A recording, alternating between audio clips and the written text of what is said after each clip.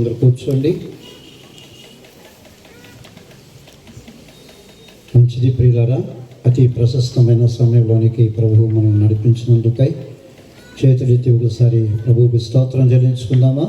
హల్లెలూయా, హల్లెలూయా.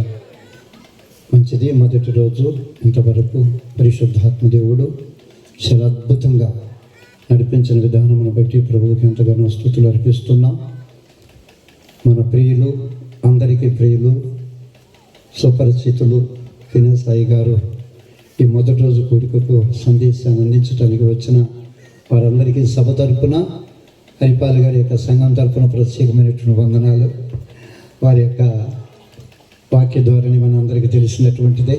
చాలా చక్కగా నవ్వించగలరు, వాక్యపు లోతుల్లోనికి నడిపించగలరు, ఆనందింపచేయగలరు. అలాంటి దైవ సేవకులు మొట్టమొదటి రోజు రాత్రి వాక్య సందేశాన్ని అందించడానికి వచ్చినందుకు వారికి కూడా ప్రత్యేకమైనటువంటి వందనాలు చెల్లిస్తూ వారికి యొక్క విలువైన అమూల్యమైన సమయాన్ని అప్పగిస్తున్నాం. అందరూ ఒకసారి సపరేట్లు కొట్టి ఆహ్వానించుతాం. హల్లెలూయా. మహిమా ఘనత ప్రభావాలు పొందుటకు ఏకైక యోగ్యుడు అర్హుడైన త్రియేక గణదేవునికి మీరు నేను కలిసి చప్పట్లు కొట్టి దేవుడిని కనపరుచుకుంటాం. హల్లెలూయా.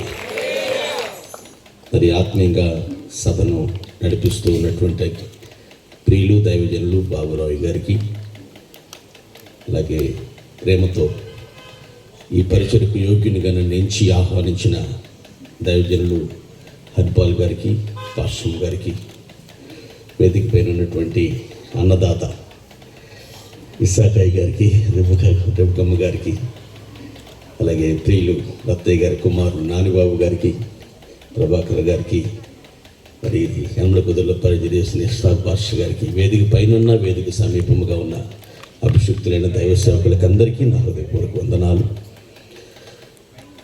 శబ్దయంత్రం ద్వారా ఆ స్థలాల్లోని రాత్రి మాటలు ఆలకిస్తున్న ఈ ప్రాంత ప్రియులకు శుభాలు.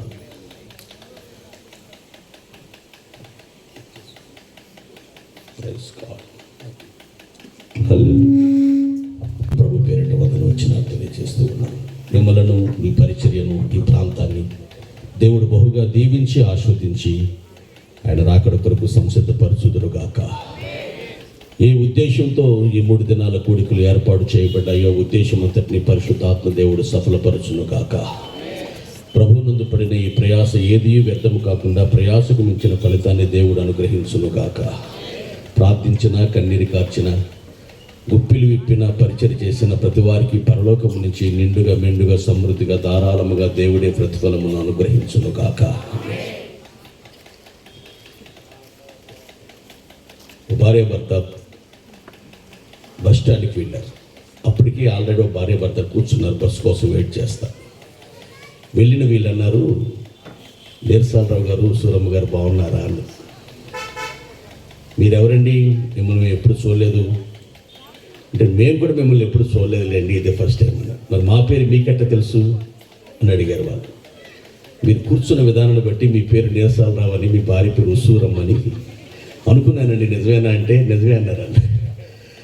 మిమ్మల్ని చూస్తూ ఉంటే పెద్ద పుల్లిలో కూర్చున్నాను, మీరంతా పెద్ద పులిపాక అయితే మాత్రం పెద్ద పుల్లిలో కూర్చోవాలా? చిరుమందహాసంతో, విప్పారిన వదనాలతో దేవుని వాక్యాన్ని వినాలనే ఆశతో, ఆసక్తితో, తపనతో, తృష్ణతో, ఆకాంక్షతో, అపేక్షతో, అభిలాషతో మీరు కూర్చున్నట్లయితే ఆశగల మన ప్రాణాలను మేలుతో, వాక్యంతో తృప్తిపరిచే మహనీయుడు, మహత్తరమూర్తి, కరుణా సంపూర్ణుడైన దేవుడు మన దేవుడు. హల్లెలూయా. మంటి మాతృడను, బలహీనుడను నన్ను మరుగుపరచి మహిమాన్వితుడైన ప్రభువే ఈ రాత్రి, ఈ 3 దినాలు తన సేవకుల ద్వారా సూటిగా తేటగా మాటలాడును గాక. 2వ సమూయేలు గ్రంథం 7వ అధ్యాయం 29వ వచనం.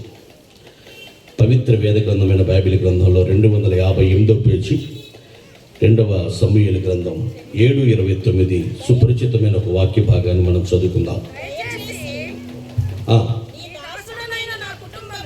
నీ దాసుడనైన నా కుటుంబము నిత్యము నీ సన్నిధిని ఉండునట్లుగా దానిని ఆశీర్వదించుము.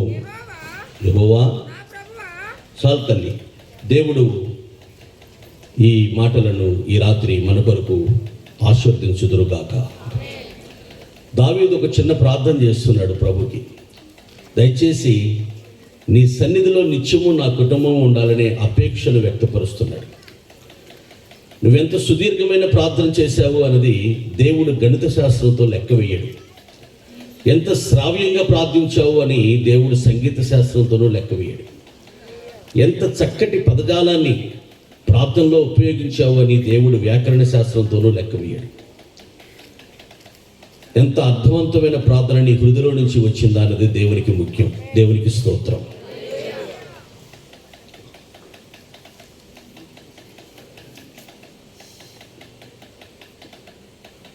ఫ్యాన్ మాత్రానా? ఓకే, కొంచెం దాని కొంచెం డిస్టర్బెన్స్ లేకుండా చూడలేము. ఓకే, మా సంఘంలో ఎవరికైనా వాక్యం నచ్చకపోతే పిల్లోడికి ఇచ్చేస్తారు. ఆడు ఏడుస్తాడు కదా, ఏడోకి ఎరిపాప ఏడిస్తే నీ కలు నీలాలు కారితే నేను చూడలేను, పాలైన కారు పడుకుంటూ వెళ్ళిపోతారు. కానీ మీ మొహాలు చూస్తుంటే అట్లాంటి రకాల లేరండి. దేవుని వాక్యాన్ని విరివిగా, విస్తృతంగా, విస్తారంగా, సమృద్ధిగా వినాలని కాంక్షతో వచ్చి కూర్చున్నట్లుగా మీ ముఖాలు వందాలు చూస్తుంటే సుస్పష్టంగా అర్థమవుతుంది. Face is index of mind అన్నారు. మీ ముఖాలే మీ మనసు ఎలా ఉందో చెప్పడానికి విశేష సూచిక లాంటిది. మరి వ్యూహిత సైన్య సమభీకర రూపిణేకు ఈమె ఎవరు అని అడుగుతున్నారు. దావీదు చాలా జ్ఞానం కలిగిన వాడు. వృద్ధుల కన్నా, బోధకుల కన్నా, శత్రువుల కన్నా విశేష జ్ఞానము నాకుంది అంటే పరిశుద్ధాత్మ దేవుడు నిజమే అన్నాడు. లేఖనాలన్నీ కూడా దేవుని ఆత్మావేశం చేత రాయబడ్డాయి తప్ప ఏ ఒక్క లేఖనం కూడా మనుషుని ఇచ్చి నుంచి రాయబడింది. పరిశుద్ధాత్మ దేవుడు అంగీకరించాడు. శత్రువుల కన్నా, బోధకుల కన్నా, వృద్ధుల కన్నా, అందరికన్నా విశేషమైన జ్ఞానము కలిగినటువంటి వ్యక్తి చేస్తున్న ప్రార్థన ఇది. I want your presence lord, నాకు నీ సన్నిధి కావాలి ప్రభువా అని అడుగుతున్నాడు. దేవుడు ప్రార్థన ఆలకించేవాడు. అందుకే సర్వశరీరులు ఆయన వద్దకు వస్తారు. ఆ కులం ఈ కులం లేదు, ఆ మతం ఈ మతం, ఏ ప్రాంతం లేదు, ఉన్నవారు లేదు. ప్రతి ఒక్క వ్యక్తి దేవుని పాదాల దగ్గరికి వస్తుంటే ఆయన ప్రార్థన ఆలకించేవాడు కనుక సర్వశరీరులు ఆయన వద్దకు వస్తారు. కానీ ఎవరు చేసినా ఆయన వింటాడా? ఏ ప్రార్థన చేసినా ఆయన వింటాడా? ప్రభువా కృప కావాలయ్యా, కృప తప్ప నేనేమి అడగనయ్యా, కృప లేకపోతే నేను బ్రతకలేనయ్యా నువ్వు ఎవరొచ్చిన ప్రార్థించేవాడు. కొద్ది రోజులు ప్రార్థించాక మానేశాడు, ప్రార్థనకి రావటం మానేశాడు. పాస్టర్ గారికి రైతు బజార్లో దొరికాడు. ఏంటంటే చక్కగా వచ్చేవాడు కదా, ప్రార్థన చేసుకున్నాడు కదా, మానేసే ఆయన అంటే కృపను అడిగానండి దేవుని. ఆవిని నాకు దేవుడు ఇవ్వలేదు, అమ్మాయి వేరే పెళ్లి చేసుకుని వెళ్ళిపోయింది, ఇంకెందుకని ప్రార్థన మానేశాను అంటే నువ్వు అడిగితే దేవుని కృప కాదనమాట. కృప అనే పేరు కలిగిన అమ్మాయిని నాకు వివాహం చేసుకున్నట్టుగా ఎట్టగొట్ట నాకు సమకూర్చు ప్రభు అని అడిగాడు. దేవుడు దాన్ని అడగల. మీరు అడుగుతున్నారు కానీ మీ భోగముల నిమిత్తమే అడుగుతున్నారు కనుక మీరు అడిగి ఉన్నాను ఏమీ పొందలేకుండా ఉన్నారు అన్నాడు యాకోబు భక్తుడు. కొంతమంది అడగట్లా, కొంతమంది అడుగుతున్నారు కానీ ఎందుకోసం అడుగుతున్నారు? దొంగోడు లైన్కి వెళ్తున్నాడు దొంగతనం చేయటానికి. భార్య దగ్గరికి వచ్చాడు, అమ్మాయి ప్రార్థన చేయి అన్నాడు. ఆమె కూడా చాలా సీరియస్గా, ప్రభువా నా యజమానుడు లైన్కి వెళ్తున్నాడు నాయన, ఏదేను తోటలో ఆదాము గారికి గాఢ నిద్ర కలగజేసిన తండ్రి, నా యజమానుడు ఈ రాత్రి ఏ ఇంటికైతే వెళుతున్నాడో ఆ ఇంటి వారందరికీ అలాంటి నిద్ర కలగచేయి నాయన. ఎమ్మాయి మార్గంలో శిష్యులకు తోడుగా ఉండి నడిపించినట్లుగా నా భర్త మన తిరిగి నా ఇంటికి వచ్చేదాకా నువ్వు తోడయ్యుని నడిపించు తండ్రి. అలాగనే మీరు చేసినట్లయితే దేవా మలాకి 3:10 మీరు చెప్పినట్లుగా 10వ వంతు నీ మందిరానికి తీసుకొస్తాను ఆయన. ప్రార్థన చేసి అయ్యగారు ఇచ్చినటువంటి ఆ సిలువ, కొబ్బరి నూనె సిలువేసి మొత్తానికి వేసి రక్కని చెప్పి పంపించింది. వింటాడా దేవుడు? ఆ ప్రార్థన వింటాడంటారా? దేవుడు ప్రార్థన ఆలకించేవాడే కానీ ఏ ప్రార్థన పెడితే ఆ ప్రార్థన దేవుడు ఆలకించడం. కానీ దావీదు ప్రార్థన దేవుని పిల్లారా దేవునికి ఎంతో ఇష్టముగాను ఆనందంగాను దేవుడు యాక్సెప్ట్ చేసి అంగీకరించే విధంగా ఆయన ప్రార్థన ఉంది. హల్లెలూయా. దేవా నీ సన్నిధిలో నిత్యము నా కుటుంబం ఉండాలి. అదే అబ్రహాం కూడా అంటాడు, అయ్యా నా కుమారుడు అడవి గాడిద లాంటి వాడు ఇస్మాయిలు, అయినను నీ సన్నిధిలో బ్రతకనిమ్ము నాయన అన్నాడండి. ఏమడిగాడు? నీ సన్నిధి కావాలి నా బిడ్డకని అడిగాడండి. సలోమి నీ కుడి పక్కన ఒకరు నీ ఎడవ పక్కన ఒకరు నా ఇద్దరు బిడ్డలు ఉంటే చాలు నాయన అని అడిగింది. మోషే ఏమన్నాడు? నీ సన్నిధి లేకపోతే ఇక్కడ నుండి మేము ఒక అడుగు కూడా ముందుకు వేసిన వ్యర్థమే ప్రభువా, నీ సన్నిధి మాకు కావాలి అని ప్రాధేయపడి అడిగాడు. ఈ రాత్రి దేవుని సన్నిధి యొక్క విలువ, ప్రాముఖ్యత, ప్రాధాన్యత, విశిష్టత, ఔన్నత్యత మనం గుర్తించగలిగితే దావీదుతో పాటు కలిసి ఏకీభవించి ఆయన సన్నిధిని మనం మిక్కిలిగా అపేక్షించే వారంగా మార్చబడతాం. నాన్న కూర్చో, నాన్న కూర్చో బాబు, బ్లాక్ ప్యాంట్ కూర్చో కూర్చో. అయిపోయింది మనిషిలు అన్నీ అందించే టైం అయిపోయింది. 1 గంట సేపు మళ్ళీ ఇటు వచ్చావనుకో నీ ముక్కు నేను కోసేస్తా. ముక్కు కోసేస్తే నీకు పెళ్ళి అవుతావు. నీకు పెళ్ళి అవ్వకపోతే పెళ్ళవరాదు. పెళ్ళవరాలేదనుకో మీ అమ్మ కోడలేని ఎంత గుణవంతురాలు అయిపోద్ది. మీ అమ్మను గుణవంతురాలు చేయాలనుకుంటే రాయిటు అంతే. దేవుని సన్నిధిలో సంపూర్ణమైన సంతోషం ఉందని దావీదు చెప్తున్నాడు. కీర్తన గ్రంథం చూడండి, 16వ కీర్తన 11వ చరణం. కీర్తన గ్రంథం 16వ కీర్తన 11. నీ సన్నిధిలో సంపూర్ణమైన సంతోషం ఉంది. చాలు తల్లి. అమ్మ ఇప్పుడు అందరూ నా వైపు చూడండి. ఇట్లాగే అన్న నా చోట అమ్మ కొంచెం నా వైపు చూడండి అమ్మా అని. ఏంటో ఇక్కడ చూడబుద్ధి అవ్వట్లేదు అన్న. మరి 60 దాటిపోయిన ఏం చూడబుద్ధి అవుద్ది? నా వైపు చూడండి అంటే దాని అర్థం ఏంటి అంటే నా మాటల మీద మీ మనసు నిమగ్నపరచండి అని. ఆమేన్. నీ సన్నిధిలో సంపూర్ణమైన సంతోషం ఉంది. సంతోషం కొరకు మానవుడు ఎక్కడికెక్కడికో ఆరాటపడుతూ అరుడు తోస్తూ పరుగులు పెడుతున్నాడు. సంతోషంగా జీవించాలన్నదే మానవుని యొక్క తాపత్రయం, తపన. అందుకోసమే డబ్బు సంపాదిస్తున్నాడు ఏం బవళ్ళు. అందుకొరకే ఉన్నతమైన విద్యను అభ్యసిస్తూ ఉన్నాడు. మంచి ఇల్లు కట్టుకున్నా, మంచి కారు కొనుక్కున్నా మనం ఏం చేసిన ఉద్దేశం ఏంటంటే సంతోషంగా హ్యాపీగా ఈ భూమి మీద బ్రతకాలి అని మనుషుల యొక్క కాంక్ష. తప్పేం కాదు, నేరమేమీ కాదు. కానీ మనిషి సంతోషంగా బ్రతుకుతున్నాడా? నేను ఇంటికి వెళ్ళాను. వాళ్ళ ఇంట్లో ముగ్గురికి పొంగు చూపింది, పిల్లలకి ప్రార్థన చేసి వద్దామని వెళ్ళాను.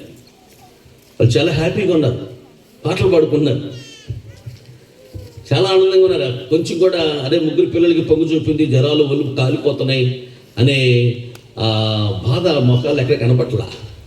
ఏంటి మీరు ఎంత సంతోషంగా ఉన్నారు ఏంటని అడిగా, నాకు అర్థం కాక.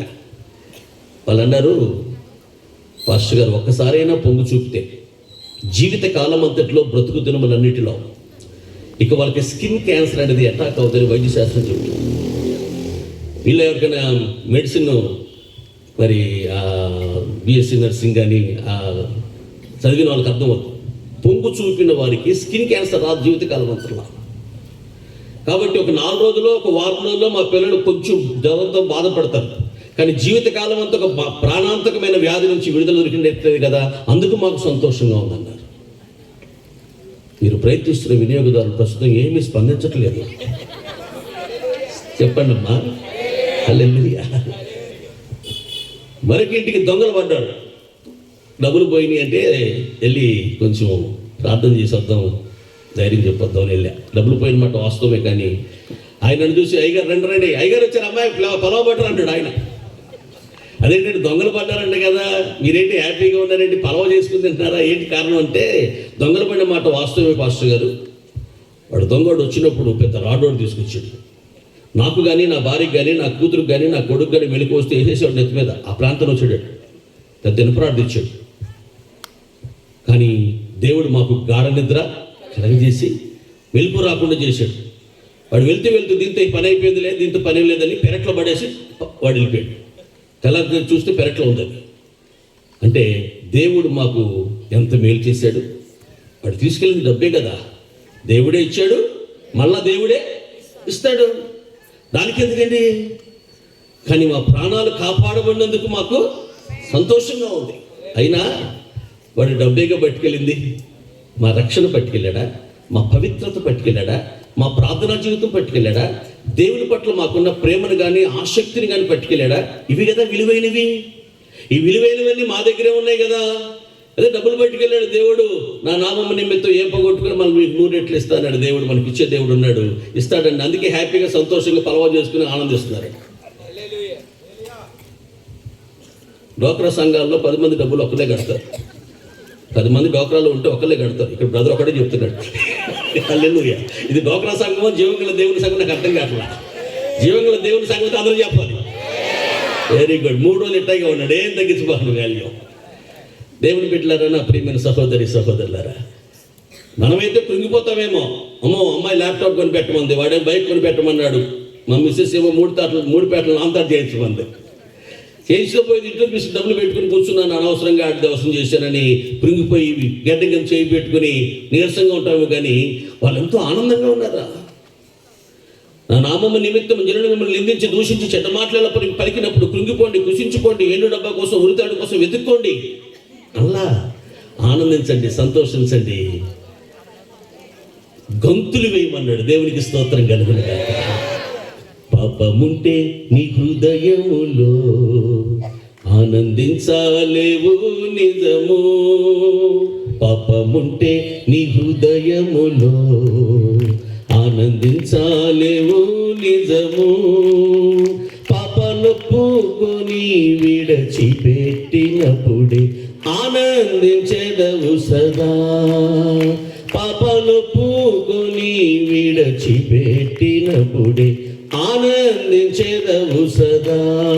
యేసు యేసు యేసు యేసు యేసు యేసు యేసేనా, హల్లెలూయా. యేసు యేసు యేసు యేసు యేసే విమోచకుడు. ఎవరు ఆనందించలేరు? భక్తిహీనులు కూడా ఆనందిస్తారు. భక్తిహీనుల సంతోషము నిమిషం మాత్రం ఉండును అని రాయబడింది యోబు 20లో. ఎంతసేపు? నిమిషం మాత్రమే. పెద్ద చీర, ఖరీదైన చీర, మంచి రంగున్న చీర కట్టుకొచ్చింది ఒక ఆవిడ. చీరే అందరూ చూపించాలి. నడక మారిపోయింది. ఆ రోజు నడిచిన నడవట్లా, కానుపెట్లో అలా కానుకేసి తిరిగి వెళ్ళిపోతుంది. దానికి ఒక మేకు ఉంది, దాన్ని కొట్టండ్రా బాబు అంటే మా వాళ్ళు ఇదిగో అని కొట్టలేదని ఆ చీర పట్టుకుంది. ఆవిడ వెళ్ళిపోతుంది, పర్రని తిరిగి. ఏంది? వస్త్రాలతో వచ్చు సంతోషము కొద్దిసేపు మాత్రముండును,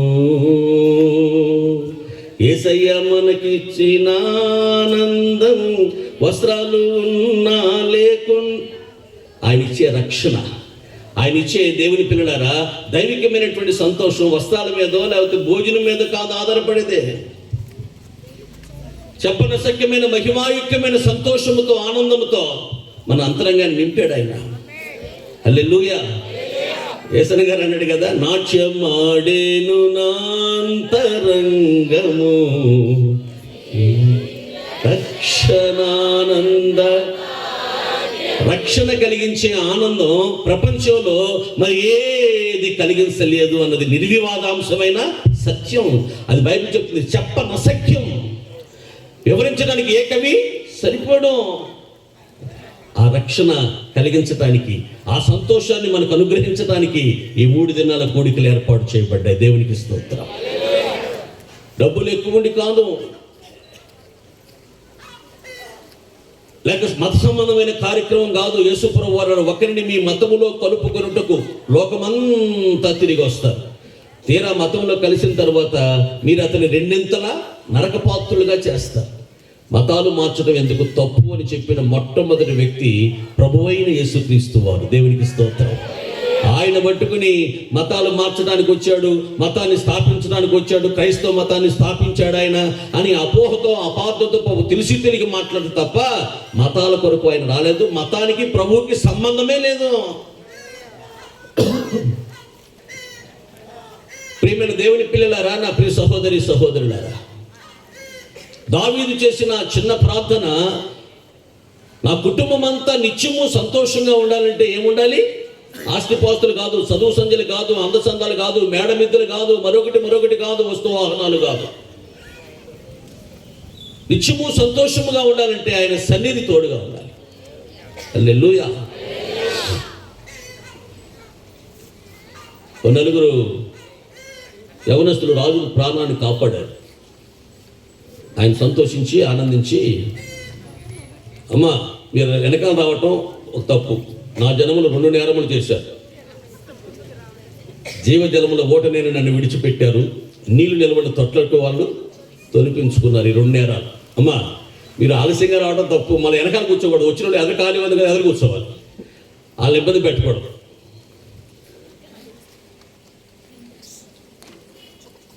ఈ కుర్చీలు తీసుకెళ్ళి వెనకాల వేసాను, మళ్ళీ వాళ్ళు వచ్చి వెనకాల వచ్చి వాక్యంలో డిస్టర్బెన్స్ లేకుండా ఖాళీ కుర్చీలన్నీ వెనకాల పడేసాను. వెనకాల వచ్చిన వాళ్ళు అక్కడ కూర్చుంటారు. వెనకాల వచ్చిన వాళ్ళు మా ఊర్లో విఐపీలు అంటాం, వెరీ ఇంపార్టెంట్ పర్సన్స్ అనమాట. చాలా పనులు ఉంటాయి.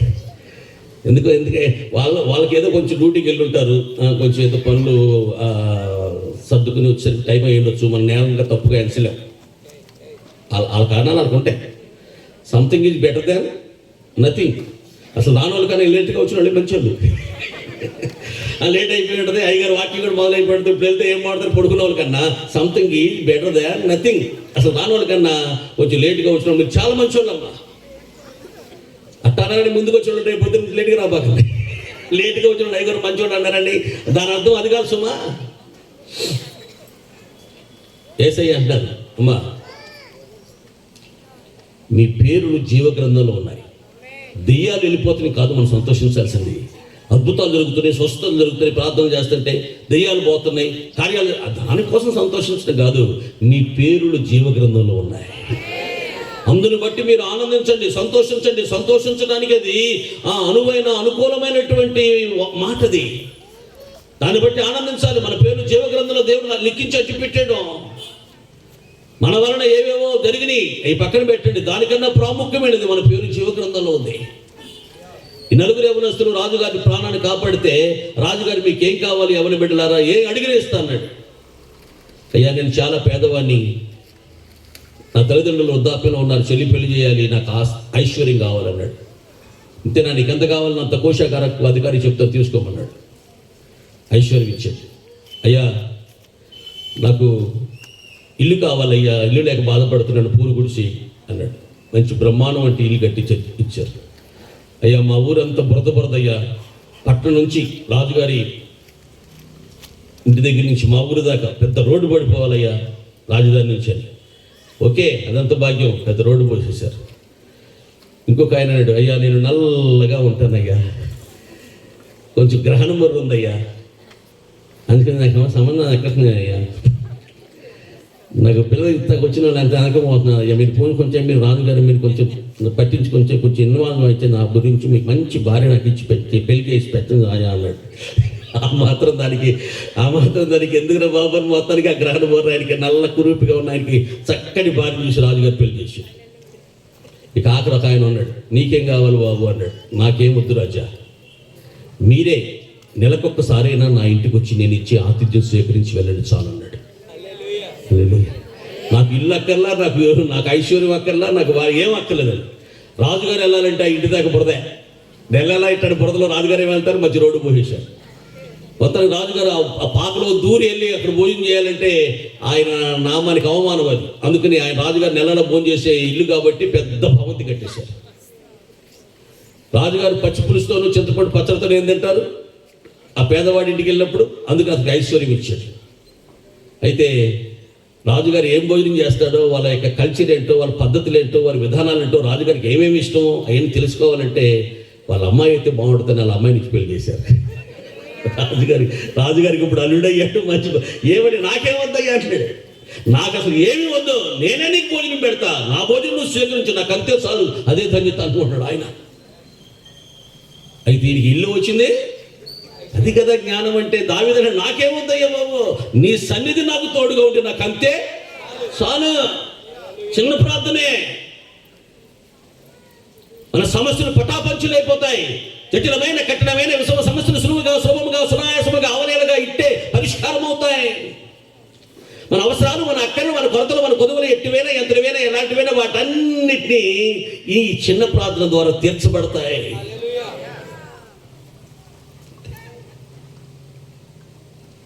దేవదూత నీకేం కావాలో కోరుకోముందు ఒక ఆయన్ని, అయ్యా మరి ఆయన తల్లి ఏమో గుడ్డిది కళ్ళు పాపం, భార్యకేమో పెళ్ళి 10 ఏళ్ళు లేదు, పిల్లలు లేదు, తనకేమో అప్పులు ఉన్నాయి, ఆర్థిక ఇబ్బందులు ఉన్నాయి. దేవదూత ఒకటే కోరుకోమంటుంది. అప్పుడేం కోరుకున్నాడంటే ఆయన, అయ్యా నా తల్లి తన మనవన్ని బంగారు ఉయ్యాల్లో ఊపుతూ చూడాలయ్యా, చూస్తూ ఊపుతూ తన మనవన్ని ముద్దాడుకుంటూ నా తల్లి బంగారు ఉయ్యాల్లో, బంగారు ఉయ్యాలంటే ఆయన అప్పులంటే పట్టాపంచారు. నా మనవడిని ఊపాలి అంటే భారీ గర్భవతి కాక తప్పదు. నా తల్లి చూస్తూ ఒప్పాలంటే ఆమెకి ఏం కావాలి? ఒకటే ఒక కోరిక అంతే, చాలా ఇంకేమవుతాయా? 3 తీర్చబడ్డాయి. అమ్మా ఏదేదో ప్రార్థన చేస్తాం, అయ్యా అలా అట్ట చేయి, వీళ్ళు ఎట్ట చేయి, ఆ ప్రభుత్వం ఈ ప్రభుత్వం అలా ఈ హాస్పిటల్, విజయవాడలో ఎంతమంది హాస్పిటల్ ఉన్నారో అందరినీ స్వస్థపరచు, ఏది వాకింగ్ ప్రార్థన చేయ బాబు అని ఇస్తే ఎక్కడికెక్కడికో వెళ్ళిపోతున్నాడు. పక్కన ఆయన పిలిచి, పక్కన ఆయన కరీంనగర్ గారు ఆమేన్ అన్నాడు మధ్యలో. ఆమెను ఇప్పుడప్పుడే కాదు ప్రభా సహోదరుడు తెలియక అన్నాడు, క్షమించయ్యా. ఆమెను ఇప్పుడప్పుడే కాదు ప్రభా సహోదరుడు తెలిసి తెలియక అన్నాడు, క్షమించేసేయను ఆయన, ఇంకా చాలా ఉందయ్యా అని మొదలెట్టాడు. చేసి చేసి చేసి చేసి చేసి అరగంట సేపు వాళ్ళ గురించి వీళ్ళ గురించి వ్యర్థమైన ప్రార్థన చేస్తే చివరిలో అప్పుడు ఆమెను అన్నాడు. అందరి కూర్చున్న వాళ్ళంతా ఆమెను అనలా, అమ్మయ్య అన్నారు. అమ్మయ్య ఇప్పుడు కొద్దిగా బాబు జిడ్డు స్త్రీ. కొంతమంది అంతే మైకాసురులు ఉంటారు. వీళ్ళు ఏం సురులు? మైకాసురులు. మైక్ ఇచ్చారంటే చాలమ్మా, వదలరు ప్రార్థన. దైవజనుడు అన్నాడు, రహస్యంగా ప్రార్థన లేనివాడే బహిరంగంగా అధిక ప్రార్థన చేస్తాడు. బాహాటంగా ఎక్కువసేపు ప్రార్థన చేసేవాడు అంటాడు, రహస్య ప్రార్థన లేనివాడు అటు చేస్తాడని ఒక దైవజనుడు చెప్పాడండి. బాహ్యంగా తక్కువ చేయాలి, రహస్యంగా మన ప్రార్థన ఎక్కువ ఉండాలి. దేవునికి స్తోత్రం, హల్లెలూయా. ప్రియమైన దేవుని బిడ్డలారా, నా ప్రియ సహోదరి సహోదరులారా, మనము దేవుని సన్నిధిలో మనం ఉండగలిగితే ఎప్పుడు సంతోషమే, ఎప్పుడు ఆనందమే. చెరసాల్లో వేశారు పౌలు గారిని తీసుకుని వెళ్ళి, ఆయన కృంగిపోలా, కృషించిపోలా. నేను ఇక్కడ ఆనందంగా ఉన్నాను. ఎందుకు తెలుసా? నా పక్కన బాడీ గార్డులుగా ఉన్న ప్రేతోద్యం అనే సేన వారికి సువార్త ప్రకటించే అవకాశం ఇప్పుడు వచ్చింది నాకు. వీరి ద్వారా రోమా రాణుల వారికి, అధికారుల భార్యలకు సువార్త అందుతుంది. మా నాన్నగారు పోలీసుగా పనిచేస్తుండేవారు విజయవాడ పట్టణంలో.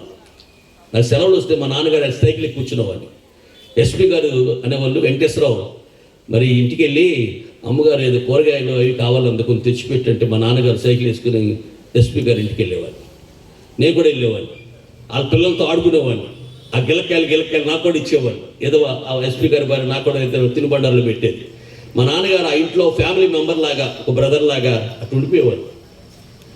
ఈ ప్రేతోర్యం అనే సేన వారు రోమా రాణుల వారి ఇంట్లోకి వెళ్ళి ఆ చదువు, ఆ స్వతంత్రత వాళ్ళకు ఉంటాయి. వాళ్ళు వెళ్ళి సువార్త ప్రకటిస్తున్నారట. ఈ ప్రేతోర్యం అనే సేన వారు మళ్ళీ డ్యూటీ పడినప్పుడు పౌలు గారి దగ్గరికి వచ్చి చెప్పారు, అయ్యా మీరు మాకు సువార్త ప్రకటించారు, మేము యేసు ప్రభు ప్రేమ రుచించాం, వెళ్ళి మేము రోమా రాణుల వారికి చెప్పాం, వాళ్ళు కూడా ప్రభుని పట్ల ఆసక్తి కలిగి ఉన్నారు అని చెప్తే పౌలు అంతరంగం జైల్లో ఉండి కూడా ఎంతో సంతోషిస్తుందండి. హల్లెలూయా. ధనభాస్కర్ సంఘంలో పాప ఉంది భారతి అని మా బాబురావు గారు తెలుసు. ఆవిడ గుడివాడ ఎమ్మెల్యే గారి ఇంటి లోపలికి వెళ్ళిపోయి వాళ్ళ కోడలకు సువార్త చెప్పి ఆమెని దేవుళ్ళకు నడిపించి బాప్టిజం పరిచయం సిద్ధపరిచేసింది. మేమెవరూ వెళ్ళలేం. ఎమ్మెల్యే గారి ఇంటిలోకి వెళ్ళి ఆడపిల్లల సువార్త చెప్పే అవకాశం మాకెక్కడ ఉంటుంది? కాబట్టి ఆమె ఆడపిల్ల కాబట్టి గుడివాడ ఎమ్మెల్యే గారి ఇంటి లోపలికి వెళ్ళింది. పాత ఎక్స్ఎమ్మెల్యే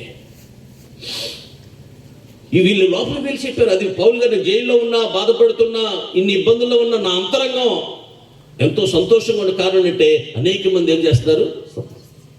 రక్షింపబడుతున్నారు. సుజాత అనే ఒక పాపకి కాన్పు వచ్చింది.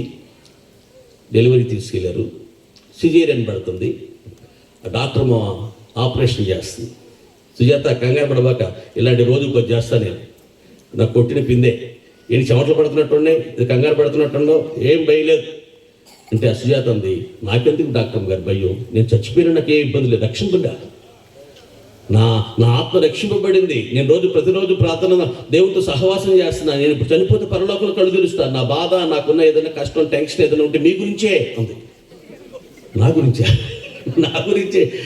అంటే సుజాత అంటే అవును, ఇంతమందికి మీరు ప్రాణం పోస్తున్నారు, పురులు పోస్తున్నారు, కానీ మీరు చనిపోతే పరలోకం చేరారుగా, రక్షణ లేదుగా, నిజదేవుడు ఎవరో మీరు తెలుసుకోలేదుగా, సృష్టికర్తతో మీరు సహవాసం చేయట్లేదు కానీ, ప్రేమలో ఉన్న మాధుర్యతను ఆస్వాదించలేదుగా, నా బాధ, నా వేదన మీ గురించే డాక్టర్ గారు ఉందండి. పరిశుద్ధాత్మ దేవుడు ఆ మాటలు కార్యం చేశాడు. ఆమె వస్తూ ఉంటే, అమ్మ సుజాత అందరి దగ్గర 70,000 కట్టించుకుంటుంది, నాకు 7 రూపాయలు కూడా వద్దులే, నాకు పరిశుద్ధ గ్రంథాన్ని బహుమానంగా ఇచ్చేయాలమందండి. ఒక పరిశుద్ధ గ్రంథాన్ని ఇచ్చేసి నా కోసం ప్రార్థన చేసి వెళ్ళిపో, నువ్వు ఎప్పుడు వచ్చినా నీ కొడుకుని తీసుకుని మా హాస్పిటల్లో నీకు అన్ని ఫ్రీ అని చెప్పిందండి.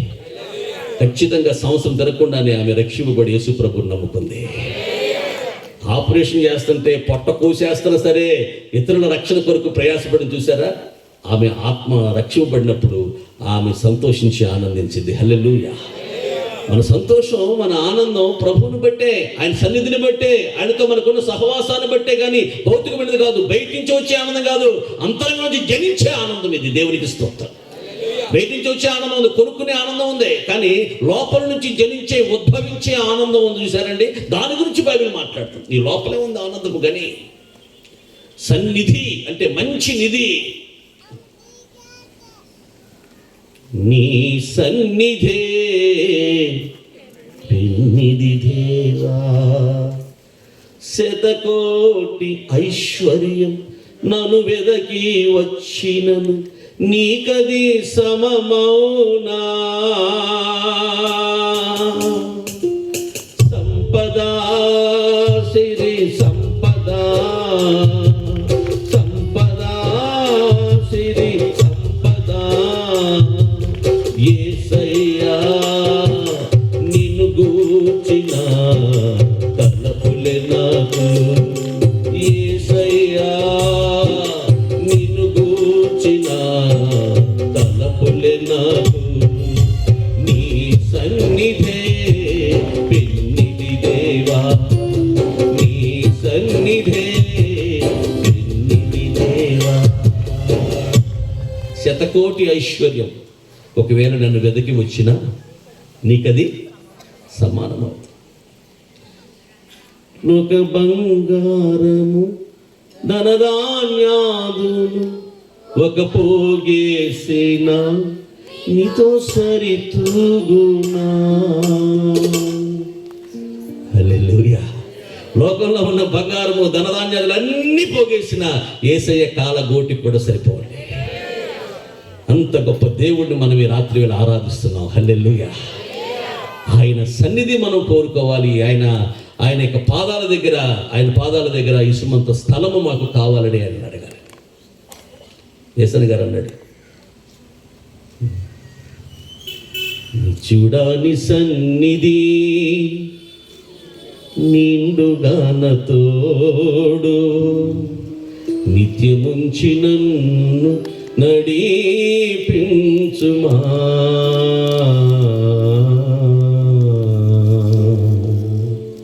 నడిపించుమా. ఎప్పుడెప్పుడు? నిత్యము. ఏంటది? నిత్యుడా నీ సన్నిధి.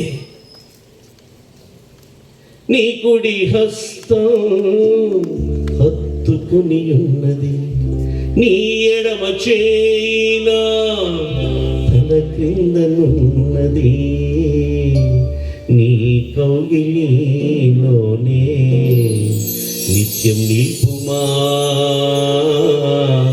నీ కౌగిలిలోనే నిత్యం నిల్పుమా. హల్లెలూయా. నేను బాబురావు గారు ఎక్కడ, మేమందరం సుబ్బు చెరువు సైకిల్ వేసుకెళ్ళేవాళ్ళం సువార్త ప్రకటించారు 30 ఏళ్ళ క్రితం. రవిదాస్ గారు, మన్మథరావు గారు, మేము టీం ఉండేవాళ్ళు, సోమయ్య గారు, మేమందరం కలిసి సైకిల్ వేసుకుని సుబ్బు చెరువు అని ఒక ఊరు వెళ్ళేవాళ్ళం. వారానికి ఒకసారి సువార్త ప్రకటించేవాళ్ళం. ఉన్నారు. అయితే దేవుని పిల్లారా, అక్కడ సత్యం గారు అని ఒక పాప, సత్యం గారు అమ్మాయి ప్రార్థనకు వచ్చేది. తమ్ముడు ప్రార్థన చేయమంటే నాకు తెలియక, అయ్యా ఆ పాప పెళ్ళని తెలుసు, అయ్యా ఈ బిడ్డకి మరి చక్కటి గర్భఫలం ఇవ్వు నాయన, మీదరికి నేను వచ్చేసరికి శారాన్ని నీ ఒడిలో బిడ్డ ఉంటాను చెప్పావు కదా నాయన, సంవత్సరం తిరగకుండా మళ్ళీ తిరిగి అని ఇలా ప్రార్థన చేసేవాళ్ళు. మరో చెప్పారు నాకు, అలా ఆయన దుబాయ్లో ఉంటాడు. అలా ఆయన దుబాయ్లో ఉంటాడు, పెళ్లి చేసుకుని నెలే ఉన్నాడు ఇక్కడ, నెల ఉండి వెళ్ళిపోయాడు. ఈ సంగతి నాకు తెలియదు. అయ్యా బిడ్డ గర్భాలు కావాలంటే నేను మట్టిమోహన్ ఆలయనే చెప్పొద్దు, నేను వారం ప్రార్థన చేస్తాను చెప్పొద్దు, అయ్యా అలా ఆయన లేడని. ఆయన సన్నిధిలో నువ్వు లేకపోతే ఆత్మీయంగా బిడ్డలు ఎలా కనగలుగుతావు? అవి ఇట్ పాసిబుల్? నీ కౌగిలిలోనే నిత్యం నిల్పుమా. యథార్థం చెప్పండి, ఆయన సన్నిధి అనిపించి ఎన్ని ఏళ్ళు అయిపోయింది, ఎన్ని నెలలు అయిపోయింది. ఆయన సన్నిధి అనుభవించి తిరిగి లేచినప్పుడు ఎంత విజయం, ఎంత ఆనందం, ఎంత పరవశత్వం, ఎంత మైమర్చి, ఎంత తన్మయంతో మనం పరవశించిపోతాం. అలాంటి అనుభవాలు మనం అనుభవించి ఎన్నాళ్ళు అయిపోయింది, ఎన్నేళ్ళు అయిపోయింది అని ఈ మొదటి రాత్రి దేవుని సేవకునిగా చేతులు జోడించి మేము ప్రశ్నిస్తున్నాను. నీ సన్నిధి నాకు కావాలయ్యా, నీ సన్నిధి దొరికేదాకా నీ పాదాల దగ్గర నుంచి నేను లేకుండా తండ్రి. ఆమేన్, హల్లెలూయా. నీ ప్రతి సమస్యకు పరిష్కారం అదే కదా. చూడండి, పరిశుద్ధ గ్రంథమైన బైబిల్ గ్రంథంలో మొదటి దినవృత్తాంతర గ్రంథం 16వ అధ్యాయం 27వ వచనం. మొదటి దినవృత్తాంతర గ్రంథం 16:27. ఘనతా ప్రభావములు ఆయన సన్నిధిని ఉన్నవి, బలమును సంతోషమును ఆయన యొద్ద ఉన్నవి. సాల్ర తల్లి, నావేపు చూడండి అమ్మా, తలకాయలు పైకి లేపండి. పెద్ద విలేకరులాగా కూర్చున్నారు అంతా, పెద్ద జర్నలిస్ట్ లాగా రాజాతలు పడతారు నోట్స్లో. కొంచెం నావేపు చూడండి, వెంట మీద దృష్టి పెట్టండి. అవసరమైన మాత్రం చిన్న రెఫరెన్స్ వేసుకొని ఇంటికి వెళ్ళి ధ్యానం జరిగింది అంతే. ఇక అంతకుమించి నోట్స్ టావులు రాయబోకండి. ఇక్కడ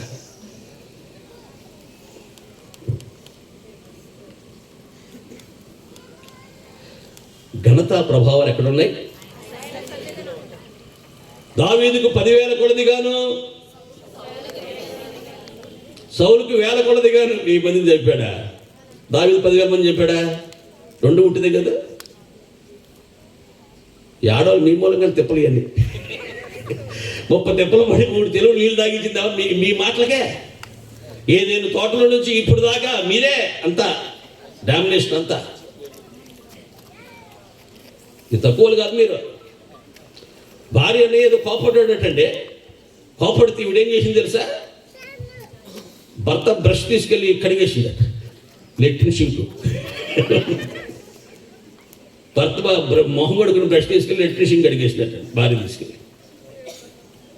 ఆయనకే తెలిసి పాపం పొద్దున పేషిస్తూ అవుతాడు. ఈ భార్య తిట్టాను, తిట్టావు కదండి, నీకు అంతే కావాలి. ఇది తక్కువ కాదు. మీరు పోలీసు ఆయన ఇట్లా స్టాప్ అన్నాడు. ఓలో బస్సు అయిపోయింది, BMW కారు అయిపోయింది.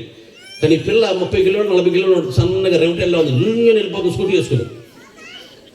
పోలీసు ఆయన అన్నాడు, ఏవే ఎక్కడ కూడా నా మాట ఎడవా అన్నాడు. ఆయన భార్య, నేనన్నా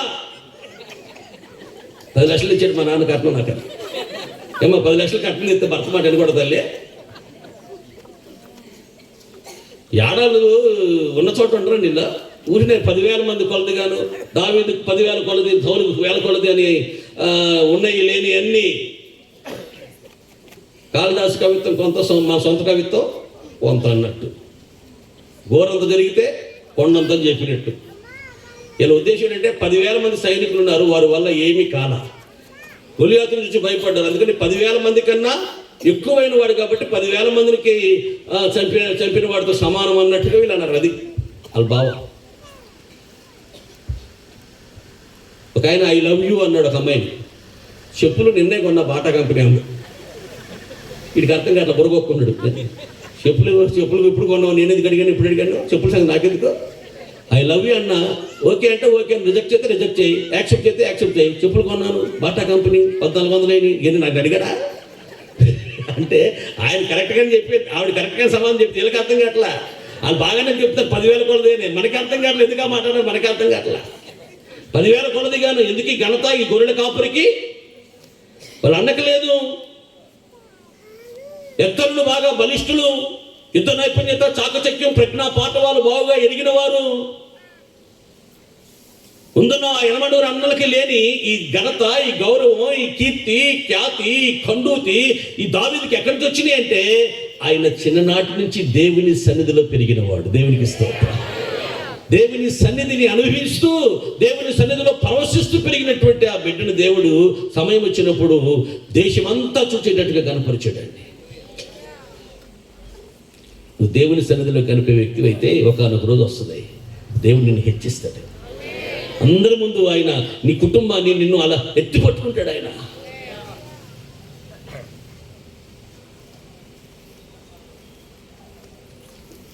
భక్సింగ్ గారు చనిపోయారు రోహిణి కార్తీ 26 ఏళ్ళ క్రితం 2000 సంవత్సరంలో. ఒక 4-5 రోజులు ప్రపంచ దేశంలో ఉన్నటువంటి ఆయన బిడ్డలు అభిమానులు అందరూ రావాలి కాబట్టి 4-5 రోజులు ఆపి తీసుకెళ్తున్నారు భూస్థాపనకి. ఆ రోహిణి కార్తీలో మిట్ట మధ్యాహ్నం మండుటి ఎండవేళ చిమ్మ చీకట్లు, చల్లటి గాలి, వర్షం ముందు విస్తారమైన వర్షం ముందు పడే ఆ గాలి లాంటి ఒక చల్లటి గాలి, ఆ ఊరేగింపు జరుగుతున్న భౌతికమైన కాయాన్ని, పార్థివ దేహాన్ని ఆ పట్టణాల పుర ప్రముఖులు ఆ పట్టణాల్లో తిప్పుతున్నంతసేపు అలాంటి వాతావరణం. ఆఖరికి ఆకాశంలో నుంచి ఒక పావురం వచ్చి అలా అనేకులు కనబడితే ఈనాడు పేపర్ మరుసటి రోజులు వేశారు ఆ పావురాన్ని ఫోటో తీసి. దేవునికి స్తోత్రం. హైదరాబాద్ పట్టణం అంతా దైవజుని గణపరిచింది. ఎక్కువ ఆయన సన్నిధిలో ఉన్నవాడే, తక్కువ బయటకు వస్తాడు ఆయన. పిల్లలతో మాట్లాడేది తక్కువ, ప్రభువుతో మాట్లాడేది ఎక్కువ. దైవజనుడు 10,000 సంఘాలకు ఆయన కాపరి. స్తోత్రం చెప్పాలనిపించట్లేదమ్మా. ఒక్క పట్టుకుని బెగ్గ పట్టుకుని ఆపుకుంటున్నారు ఎందుకమ్మా? ఎవరన్నా స్తోత్రం చెప్తే ఫైన్ వేస్తారమ్మా. ఇక్కడ ధారాళంగా సమృద్ధిగా విరివిగా ఉండండి అమ్మా. స్తోత్రాల దగ్గర పీనాస్థానంగా అనుభాకనమ్మా. హల్లెలూయా. ఎందుకు ఆ దైవజనుడిని దేవుడు అంతగా కనపరిచాడు అని అంటే ఆయన దేవుని సన్నిధిలో ఎక్కువ ఉండేవాడండి. ఆయన సన్నిధిని అనుభవించేవాడు. అందుకే ఆయనకి అంత ఘనత, అంత గౌరవం.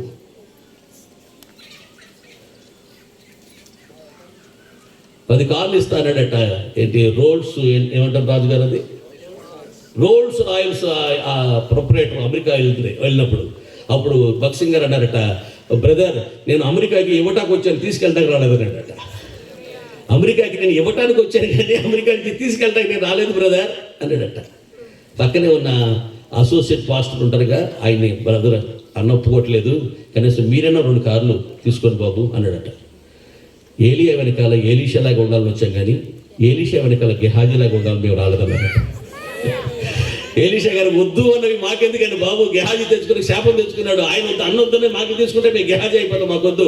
ఏలియా వెనకాల ఏలీషాలాగా ఉంటాం తప్ప ఏలీషా వెనకాల గెహాజీలాగా మేము ఉన్నామని చెప్పేశారట. ఒక వ్యక్తిని దేవుడు హెచ్చించాలంటే, కనపరచాలంటే ఇలాంటి కారణాలు చాలా ఉంటాయి. దేవుడు హృదయాలను అంతరంగాలను పరిశీలించి పరిశోధించేవాడు ఆయన. సింహాలను చీల్చేశాను, ఎలుగుబంట్లు నేను వారి నుంచి నా గొర్రెల ప్రాణాన్ని నేను కాపాడుకోగలిగాను అని ఆయన సందర్భం వచ్చినప్పుడు రాజుతో ఒకసారి చెప్పాడు తప్ప ఎక్కడ పడితే అక్కడ నా ప్రతాపం, నా యొక్క తడాకా ఏంటో, నా యొక్క ప్రభావం ఏంటో చూడండి ఆయన ఎప్పుడు చెప్పినవాడు కాదు. గొర్రె పిల్లలను, పాలిచ్చే గొర్రె పిల్లలను, పాడి గొర్రె పిల్లలను మేపుకుంటూ బతికేవన్నమ్మాయి అన్నాడు మీకాల్తో. నేను పాడి గొర్రెలు మేపుకుంటూ బ్రతికాను. దేవుడు నాకు ఈ గౌరవాన్ని, ఘనతను, కీర్తిని, ఖ్యాతిని, శాశ్వతమైన సింహాసనం ఇచ్చాడు ఆయన. 5 ఏళ్ళ సింహాసనం కాదు, 10 ఏళ్ళు కాదు, 25 ఏళ్ళు కాదు, 40 ఏళ్ళు కాదు. దావీదు సింహాసనం శాశ్వతమైన సింహాసనం ఇచ్చాడు. దావీదు కుమారుడా అంటే నిలబడిపోయేవాడు సృష్టికర్త. ఆ పేరు చెప్తే చాలండి పులకించిపోయాడండి ఆయన. నేను అనుకుంటాం యెహోషువ సూర్యుడిని, చంద్రుణ్ణి ఆపగలిగారండి సరే. కానీ బర్తిమై దావీదు కుమారుడా అని అన్నప్పుడు దేవుని పిల్లలారా వాటిని సృష్టించిన సృష్టికర్త ఆగిపోయాడండి. ఆ పేరు వైబ్రేషన్ వస్తుందన్నమాట. దావీదు కుమారుడా అని ఎవ్వరు పిలిచినా వాళ్ళ సమస్య పటాపంచు. దేవునికి ఇస్తారు.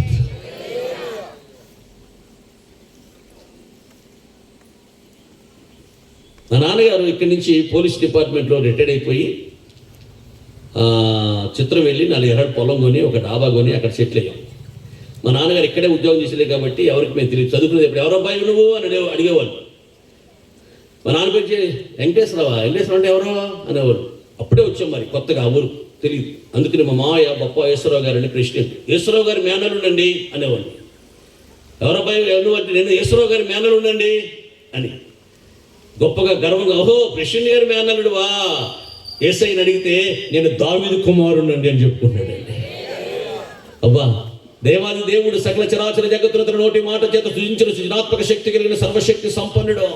24 పెద్దలతో 4 జీవులతో 1000 దూత గణములతో కెరూబు శరాబులపై ఆసీనుడై ఉండి నిరంతరము పరిశుద్ధుడు గాన ప్రతి గానముల చేత కీర్తింపబడుతున్న పొగడబడుతున్న సర్వోన్నతుల దేవుడు నువ్వు ఎవరివయ్యా అంటే నేను దావీదు కుమారుడు అని చెప్పుకోవటం, దావీదుకు ఆయన ఇచ్చిన ఘనత, గౌరవం, కీర్తి, ఖ్యాతి, హెచ్చింపు. అసలు కొత్త నిబంధన ప్రారంభిస్తూ అబ్రహాము కుమారుడైన దావీదు కుమారుడైన యేసుక్రీస్తు వంశావళిని తీసుకుని ఎక్కడ పైన పెట్టాడని పేరు తీసుకెళ్ళి. ఆమేన్.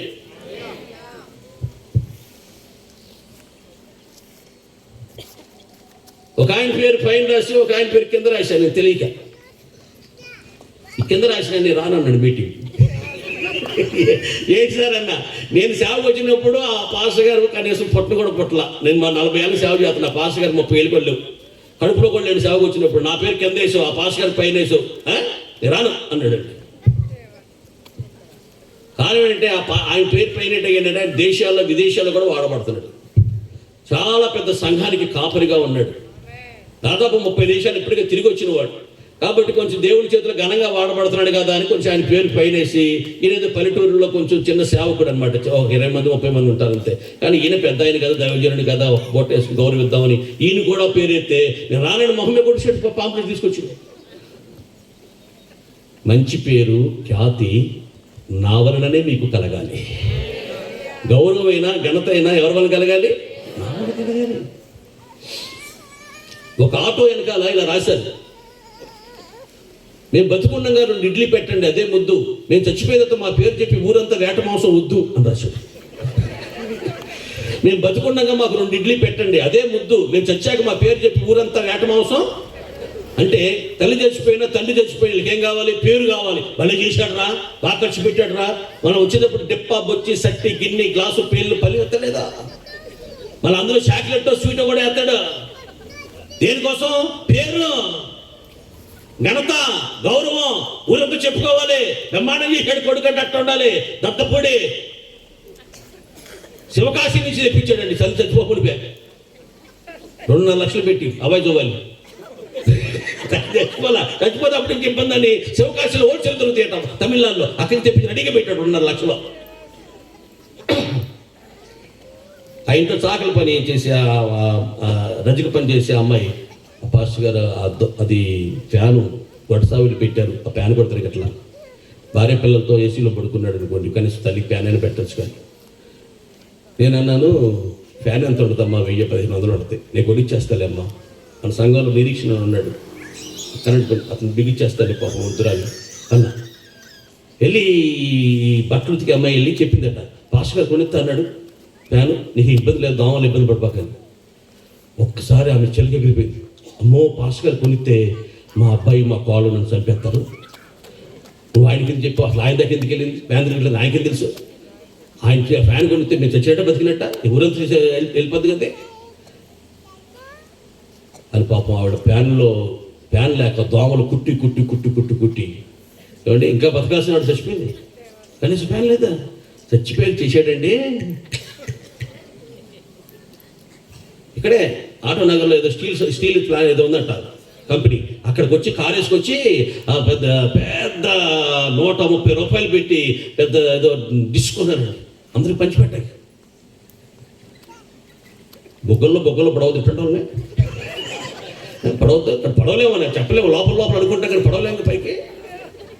తల్లికేమో కనీసం ఫ్యాన్ కొని పెట్టలేదు, జనాలు వచ్చిన వాళ్ళందరూ 130 రూపాయలు డిష్ పంపించవటం. నువ్వా దేనికోసం ఇట్టని పనులు చేస్తున్నావు? అంటే పేరు కోసం, ఘనత కావాలి, గౌరవం కావాలి, అందరూ మెచ్చుకోవాలి, మేకతోలు కప్పాలి.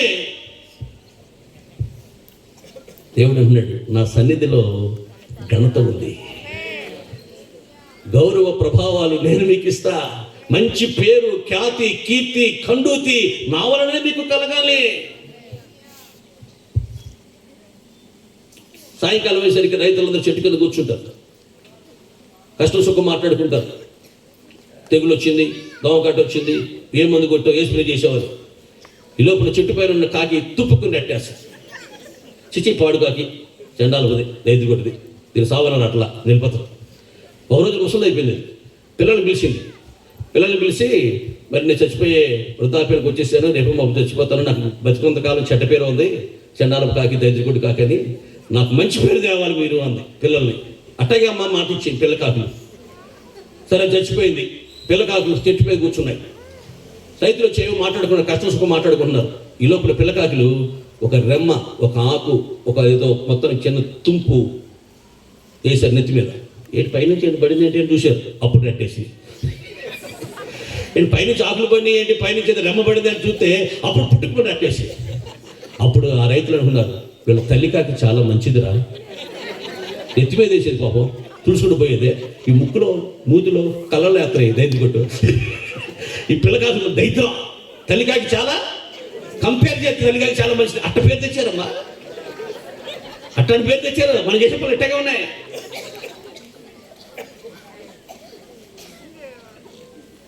పల్లెలో అన్నం పెట్టింది, పేరు చూసా, పెంటమ్మ గారి జ్ఞాపకార్థం ఉంది. ఏం తిరుగుతా ఉంటా నాకు అన్నం, చికెన్ మటన్ అన్నీ వేసారు, రొయ్యలు గీలు అన్నీ వేసారు, తిన్నాయి కదా. ఏం తింటా, పెంటమ్మ అని పేరు చదువుతా. పెంటమ్మ గారి జ్ఞాపకార్థం దిబ్బమ్మ గారు వచ్చారు. ఎన్ని మంచి పేర్లు ఏమో, అంతకన్నా మంచి పేర్లు దొరకలేదు నీకు. మంచి పేరు ఘనత. నేను ఒక నెల రోజులు గోరంటే వెళ్ళా, వాక్యం నేర్చుకుందాం యేసయ్య గారి దగ్గర అని వెళ్తే, ఆయన మాకు ప్రత్యక్ష గుడారం చెప్తున్నారు. బ్లాక్ బోర్డ్ మీద మేము నోట్స్ రాసుకుంటున్నాం రాత్రి టైం. టపటప కలెక్టర్ గారు, ఆయన భార్య, పిల్లలు అందరూ వచ్చారు. ఇల్లు మోకాలు వేసారు, పెద్ద మోకాలు యేసయ్య గారి ముందు. అన్న, మమ్మల్ని ట్రాన్స్ఫర్ చేశారు పలానా జిల్లాకి, మీరు కొంచెం ప్రార్థన చేయండి అన్న, నేను వెళ్తాం ఈ రాత్రి ప్రయాణం అని. ఈయన చదువుకుందేమో 6, ఆయన చదువుకుందాం IAS, వాళ్ళ పాప IIT, వాళ్ళ బాబు IPS. ఈ IIT, IPS, IAS ఎక్కడ మోకరించారు? 6వ తరగతి మోకరించారు. హల్లెలూయా. 6వ తరగతి చదువుకున్న ఎందుకంటే ఆ దైవజనుడు దేవుని సన్నిధిలో ఉన్నవాడు. కారులో ఉన్న ఆయన పాటలు, ఆయన ధ్యానము, ఆయన ప్రార్థనే తప్ప వ్యర్థమైన వాటి మీద మనసు పెట్టని వాడు ఆయన. ఆయన సన్నిధిలో ఉన్న వారికి ఇలాంటి గౌరవం, ఘనత, రాజులు నీ ఉదయకాంతికి వస్తారు, సముద్ర వ్యాపారం నీ వైపు తిప్పబడతాయి. శాశ్వతమైన శోభాతిశయముగాను బహుతరములకు నిన్ను నేను సంతోష కారణమూర్తిగానే చేస్తాను. నిన్ను శాశ్వతమైన శోభాతిశయముగా చేతుం, నిన్ను శాశ్వతమైన శోభాతిశయముగా చేతుం, బహుతరములకు సంతోష, బహుతరములకు సంతోష చేసేదాను, కారణముగా చేసేదను. లెమ్ము తేజరిల్లుము నీకు వెలుగు వచ్చియున్నది, లెమ్ము తేజరిల్లుము నీకు వెలుగు. యెహోవా మహిమా నీపై, యెహోవా ప్రకాశముగాను దయించే, ప్రకాశము. లెమ్ము తేజరిల్లుము నీకు వెలుగు.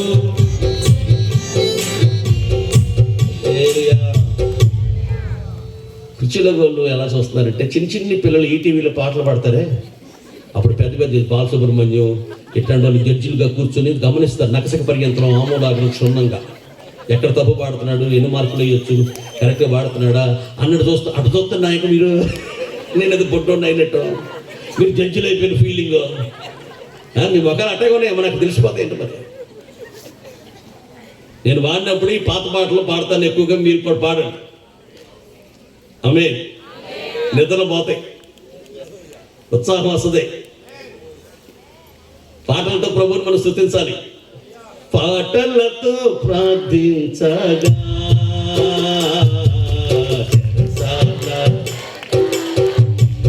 హల్లెలూయా. ఎన్ని పాటలు పాడినా, ఎన్ని పాయింట్లు చెప్పినా మిమ్మల్ని చక్కగా పెందలకడే 1 గంట కల్లా పంపించేస్తా, వెళ్ళిపోదు. కానీ వాళ్ళు 2 రాత్రులు కూర్చోవాలి. నేనే మరి 2, 3 చేశారనుకో, రేపు అసలు రాదు మీరు. అందుకని పెందలకడ పంపించేస్తా, 1 గంట కల్లా వెళ్ళిపోతుంది. కానీ ఆమేన్. ప్రసాదం పాడోళ్ళు, ఇక్కడ పెద్ద పులిపాకు వాళ్ళు ఎప్పుడు నవ్వుతూనే ఉంటారే. ఎన్నైనా మీకు కోపం రాదు కదా. మీకు నేను తిడతా ఉంటే మీకు మళ్ళీ బలం వస్తా ఉండదు. దేవుని బిడ్డలారా, నా ప్రియమైన సహోదరి సహోదరులారా, దావీదు యాకోబు వచ్చి నిలబెడితే ఫరో వచ్చి ఆయన ముందు మోకాలు వెళ్ళాడు. ఆమె ఐగుప్తు దేశం చాలా బలమైన దేశం అండి. ఆయన వచ్చి మోకాలు ఉన్నాడు. యాకోబు ఆశీర్వాదం పొందాడు. నీ ముందు రాజులు వస్తారు. You are not ordinary person, you are very very very very extraordinary person. ఎందుకంటే యెహోవా వలన రక్షణ పొందిన నిన్ను పోలిన వారు ఎవరున్నారు? హల్లెలూయా. నిన్ను పోలిన వారు ఎవరు? బంగారు వీధిలో నడయాడబోతున్నావు నువ్వు. కష్టాలు లేని, కన్నీళ్ళు లేని, ఆకులు లేని, దప్పిక లేని, సూర్యులు లేని, చంద్రులు లేని, వ్యాధులు లేని, బాధ లేని దైవ రాజ్యానికి నువ్వు ఇప్పుడు వారసత్వం కలిగిన బిడ్డవు. నువ్వు ఎవరుకుంటున్నావు? నువ్వు నీ కన్నీరు పరలోకంలో దాచిపెట్టాడు ఆయన బుడ్డిలో. తెలుసా? You know that? నా ఎప్పుడు పురుగున ఎప్పుడు రాత్రలా అది ఎప్పుడో ఆయన బుద్ధి బిడ్డలం మనం. హల్లెలూయా. దేవుని బిడ్డలారా, నా ప్రియమైన సహోదరి సహోదరుల, మన అడుగుల లెక్క ఆయన వేసి ఉన్నాడండి. మన తల వెంట్రుకలు ఎన్నో ఆయన చెప్పమంటే చెప్పేస్తాడు, టక్ టక్ టక్ చెప్పేస్తాడు. God knows everything. దేవునికి అన్నీ తెలుసు. దేవుని బిడ్డలారా, ఒకరిని హెచ్చించుట, ఒకరిని తగ్గించుట ఆయన వశం. అహంకారాలను ఎదిరిస్తాడు, దీనులకు ఆయన కృప చూపిస్తాడు. ఆడెంత, ఈడెంత, నువ్వెంత, నేనే ఎంత, ఈజీక్వల్ నీ ఎంత అనండి. నత్తుందేంటమ్మా మీకు? ఆడెంత, ఈడెంత, నువ్వెంత, నేనే అంత, ఈజీక్వల్ నీ ఎంత. విడిచిపడ్డాడు. సువిశాలమైన మహాబబులోను సామ్రాజ్య పట్టణము నా మహిమ కొరకు, నా ఘనత కొరకు నేను గట్టించుకున్నది కాదా? విడిచిపడ్డాడు. నెబుకద్నెజరు, మనం మంచి పేరు సంపాదించుకుందాం రండి, ఆకాశం విడిచిపడ్డాడు. నిమ్రోదు. ఏమయ్యారు వీళ్ళంతా? కనపరచబడ్డారా? అవమానింపబడ్డారు. సిగ్గుతో లజ్జతో కుచించుకుపోయారు. గౌరవించబడాలంటే, హెచ్చించబడాలంటే, గణపరచబడాలంటే అమ్మా ఆయన సన్నిధిలో నువ్వు ఉన్నప్పుడు దేవుడే తగిన సమయం హెచ్చిస్తాడు. ఆయన బలీయమైన హస్తము కింద నీవు ఒదిగి ఉంటూ నేర్చుకోగలిగితే తగిన సమయం వచ్చినప్పుడు ఆయన నిన్ను హెచ్చించి కూర్చోబెడతాడు. ఆయన పక్కన రాణిగా కూర్చోబెడతాడు. ఆయన సింహాసనంలో కూర్చోబెడతాడు. మనల్ని ఎంత ధన్యత, ఎంత ఘనత, ఎంత గౌరవం, ఎంత కీర్తన మనకిది. ఎవరికంటే ఆయన సన్నిధిలో ఉన్నవారికి. హల్లెలూయా. ఓ రోజున ఏలియా వెళ్ళాడు. ఎవరిని సన్నిధిలో ఉన్నానో ఆ జీవము కలిగిన దేవుని ఎక్కడున్నాడట? దేవుని సన్నిధిలో నుండి వస్తున్నాను నేను. మళ్ళా దేవుడు అప్పగించిన పని చేసేసుకుని అక్కడికి వెళ్ళిపోతాడు, దేవుని సన్నిధికి వెళ్ళిపోతాడు. ఎస్ఆర్ మనోహర్ గారు 3 గంటలు వాకింగ్ చెప్పాలంటే 3 నెలలు దేవుని పదాన్ని గడుపుతాడు ఆయన. ఎస్ఆర్ మనోహర్ గారు అనే గొప్ప దైవులు ఉన్నాడు. 3 గంటలు మనం సేవకులకు మీటింగ్ పిలిచామంటే, ఆయన డేట్ ఇచ్చాడంటే 3 గంటలు వాకింగ్ చెప్పడానికి 3 నెలలు దేవుని దగ్గర కనిపెట్టి వర్తమానం అడిగి తీసుకుని ఆయన దగ్గర నుంచి ఆ అభిషేకం పొందుకుని అప్పుడు వచ్చి నిలబడతాడు. దేవుని పిల్లరా, 3 గంటలు చెప్పే వర్తమానం 30 గంటల కన్నా ఘనంగా పనిచేస్తుంది. దేవుని సన్నిధిలో ఉన్న పవర్ అది, ప్రభావం అది, విలువ, ఘనత, కీర్తి అక్కడే ఉన్నాయి. ధైర్యం అక్కడే ఉంది. రాజు దగ్గరికి వచ్చాడు. ఏమండి, నాబోతుని చంపేశాడు, నాబోతు పిల్లల్ని చంపేశాడు, వాళ్ళని చంపేసింది, వీళ్ళని చంపేసింది, యెజబెలు అన్ని తెలుసు, నరహంతకులు వాళ్ళు. అయినా సరే ఎవరి సన్నిధిలో నేనున్నాను ఆ జీవం గల యెహోవాతో. ఆ గేట్ గడవలు పట్టుకోవట్లా. ఏయ్, నో ఎంట్రన్స్, అడు రాజు దగ్గరికి నీకు ఉందా అడగట్లా. ఆ చూసి అలాగే నిర్గాంతపోయి, నివ్వెరపోయి, నిశ్చేష్లు విభ్రాంతి చెంది అట ఈ వస్త్రాలు ఏంటి, ఆకారం ఏంటి, ఈ మనిషి ఎవరో విచిత్రంగా ఉన్నాడే, వింతగా ఉన్నాడే అని చూచేలోపు వెళ్ళిపోయాడు. రాజుగారి దగ్గరికి వెళ్ళిపోయాడు. ఏయ్ అంటాడు. గిర్రం తిరిగాడు మన చేతులు. పట్టుకున్నాను ఎవరల్లా కంటి చూపే నోటు మాట్లాడేది ఎవరికి ఇక. అట నిస్తేజులు అయిపోయారు. అంతే స్థానంలో నిలబడిపోయారు బొమ్మల్లాగా. కొండపల్లి బొమ్మలని ఎట్టిట్టే వెళ్ళారా? కొండపల్లి ఎప్పుడైనా బొమ్మలు చూడటానికి వెళ్ళలేదా? హరిపాల్ గారిని తీసుకుని వెళ్ళండి. ఏడీవీనా? కార్లు తెలుసు, బస్సులు తెలుసు, ట్రైన్లు తెలుసు. ఏడీవీ అంటే ఎవరి డబ్బులు వాడివి అని అన్నీ ఆయనే పెట్టబాకండి. మొన్న పాపం సింగపూర్, మైసూర్ అని తిరిగి వచ్చాడు ఆయన. ఖర్చు పెట్టబాకండి. ఏడీవీలు వెళ్ళండి. ఎవరి డబ్బులు ఆడు పెట్టుకుని పాటలు పాడుకుంటా, కరపత్రం పంచుకుంటా, ప్రభువులు స్తుతిస్తాయిలో బొమ్మలు చూసిరండి. అక్కడ నిలబడిపోయినాయి అంతే. అయితే షోకేస్లో, బీసెంట్ రోడ్లో షోకేస్లో బొమ్మలు అట్టా కూడా చూసారా? అంతే, అక్కడ నిలబడిపోయారు అంతే. రాజు దగ్గర నుంచి సామంతుల వరకు ఎవరు ఏమి మాట్లాడలేకపోయారు. ఎందుకంటే ఎవరిని సన్నిధిలో నుంచి నేను వస్తున్నాను. ధైర్యం.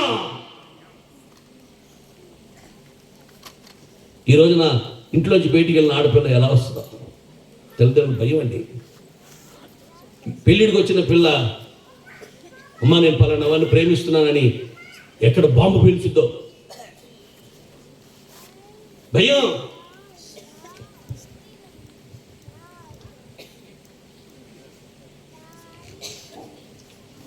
I love you so much అన్నాడు అప్పుడు. నిజంగా ప్రేమిస్తున్నావు అబ్బాయి అంది. నా భార్య మీద ఉట్టమ్మాయి అన్నాడు. ఓడిపోతున్నా. ఇట్లాంటి రకాలు ఉంటారమ్మా. ఎలాంటి మాట వినాలో, ఎలాంటి వార్త వినాలో తల్లిదండ్రులు ఎంత భయమో. దావీదు అన్నాడు, మరణమన్నను భయము లేదులే, మధురమైన ప్రేమతో మమ్ము కాయులే. ఆ ముసలాయన చచ్చిపోయినట్టుగా ఎప్పుడమ్మా ఎందుకమ్మ వల్ల భయం. కీడేమైనా కలుగునేమోనన్న భయం. ఆయన ఉపదేశమును అంగీకరించేవాడు కీడేమనైనా కలుగునేమో భయం లేక నిర్భయంగా ఉంటాడు, నిర్భీతిగా ఉంటాడండి. ఆయన సన్నిధిలో ఉన్నవాడు ఎవరైతే ఏంటంటే ఇప్పుడు నెబుకద్నెజరా, మేము సేవిస్తున్న మా దేవుడు మమ్మల్ని రక్షించుటకు సమర్థుడు. ఒకవేళ ఆయన రక్షింపకపోయినా, మమ్మల్ని తీసేసుకోవడం ఒకవేళ ఆయన చిత్తం అయినా, ప్రాణాలే విడిచిపెట్టాల్సిన పరిస్థితి దేవుని చిత్తం అయితే కనుక విడిచిపెట్టేస్తాం. బట్ వన్ థింగ్ అయితే, ఒక విషయం, నీవు నిలబెట్టించిన ప్రతిమ పాత్ర ఎట్టి పరిస్థితులు నమస్కారం. ఏంటంటే నెబుకద్నెజర్ అంటే సామాన్యంగా రాజు కాదని చక్రవర్తి. కొన్ని రాజులు ఆయన చేతి కింద ఉంటారండి. అలాంటి వాళ్ళు చక్రవర్తులు అంటారు. అనేక మంది రాజుల పైన అధికారి కలిగినవన్నీ చక్రవర్తి అంటారు. ఆ చక్రవర్తి నెబుకద్నెజర్ అంటే గడగలాడుతారు ప్రపంచం అంతా. ఆయన దగ్గరికి వెళ్ళి పిల్లలు ముగ్గురు నెబుకద్నెజర్ బొడ్డు కోసి పేరు పెట్టారు అంతే. ముందు మర్యాదగా give respect and take respect అండి రాజా అని ముందుగా మర్యాద మాట్లాడారు. మర్యాద కాపాడుకోవాలా, మర్యాద దక్కించుకోవాలా, అగ్ని ఏడంటలు చేయమన్నాడు. అప్పుడు వాళ్ళు నెబుకద్నెజర్ అన్నారు. ఎందుకంటే ప్రజల అధికారిని ఏం చేయాలి? గౌరవించాలి. ఎవరిని మేము అగౌరవంగా మాట్లాడాం, కానీ మీ మర్యాద మీరు కాపాడుకుంటూ పోతే మాత్రం మేమేం తక్కువ తిన్నాం. ఆమేన్. నెబుకద్నెజరా, మేము సేవిస్తున్న మా దేవుడు మమ్మల్ని రక్షించటకు. ఒక పక్కన 7 అగ్ని ప్రజ్వలిస్తూ ఉంటే కొంచెం కూడా భయం లేదండి. Not fear, no fear.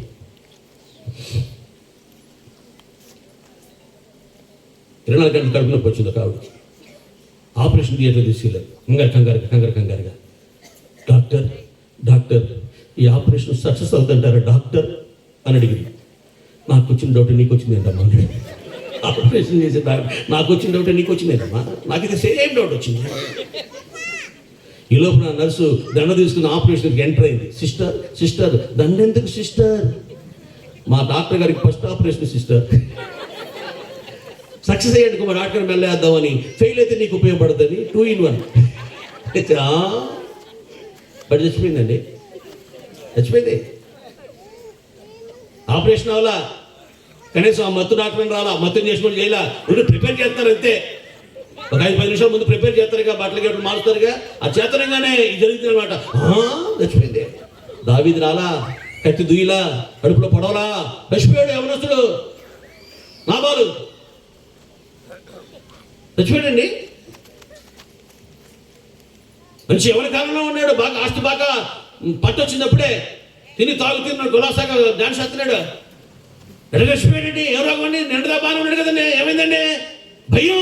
భయం స్పెసిఫిక్ పరిశుద్ధాత్మ భయం చేత అతడు చనిపోయాడు. అమ్మే భయం. కరోనాలో ఎంతమంది ఎందుకు చచ్చిపోయారు తెలుసా? వ్యాధి వల్ల కాదు, భయం చేతే. భయం చేత చచ్చిపోయారు.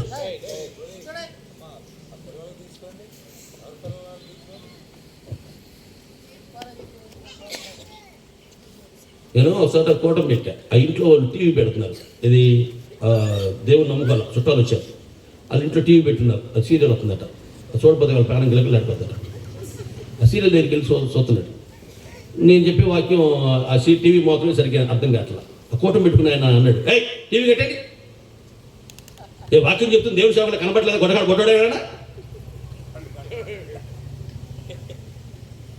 ఎట్ట కనబడ్డాడు మీ కంటికి? ఆయన దద్దములాగా సవట్లాగా వెదలా కనబడ్డా? దేవుని సేవకులా కనబడలేదు మీ కంటికి? అసలు ఆ లోపల పెట్టిన ఆర్డర్ కానీ ఈయన ఆర్డర్ ఎక్కువైంది.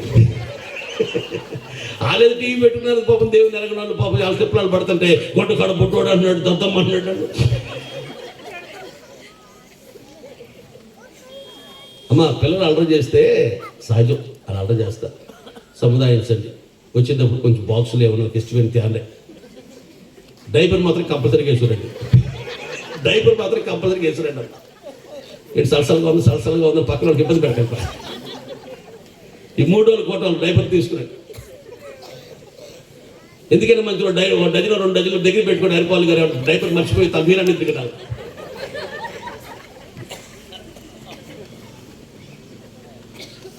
ఎందుకు ఇంత ధైర్యం ఇతనికంటే, అమ్మా సన్నిధిలో నుంచి వస్తున్నాను చెప్తున్నాడు సీక్రెట్. ఇంత ధైర్యం రాజు దగ్గరికి వెళ్ళి ఇలా మాట్లాడే ధైర్యం నీకు ఎక్కడది? ఎవరు మాట్లాడలేదే. ఇంత ధైర్యం నీకు ఎక్కడదంటే, ఎవరి సన్నిధిలో నేను నిలిచి ఉన్నాను. అందరు నిలబడలేరు. ఆయన సన్నిధిలో నిలిచి ఉండటం గొప్ప భాగ్యం. అది నా సన్నిధిలో నిలిచి ఉండే భాగ్యమని నేను నీకు ఇత్తును అన్నాడు ఆయన. యెఫెన్యా గ్రంథం 3వ అధ్యాయంలో మీరు చూడక్కర్లేదు కానీ అది గొప్ప భాగ్యం అండి. అన్ని భాగ్యాల కన్నా గొప్ప భాగ్యం ఆయన సన్నిధిలో నిలిచి ఉండటమే. నిలుపుమా దేవా నీ సన్నిధిలో, అల్ఫయు మేఘయు నీవే ప్రభువా, ఆదియు అంతము నీవే దేవా. నిలుపుమా నీ సన్నిధిలో.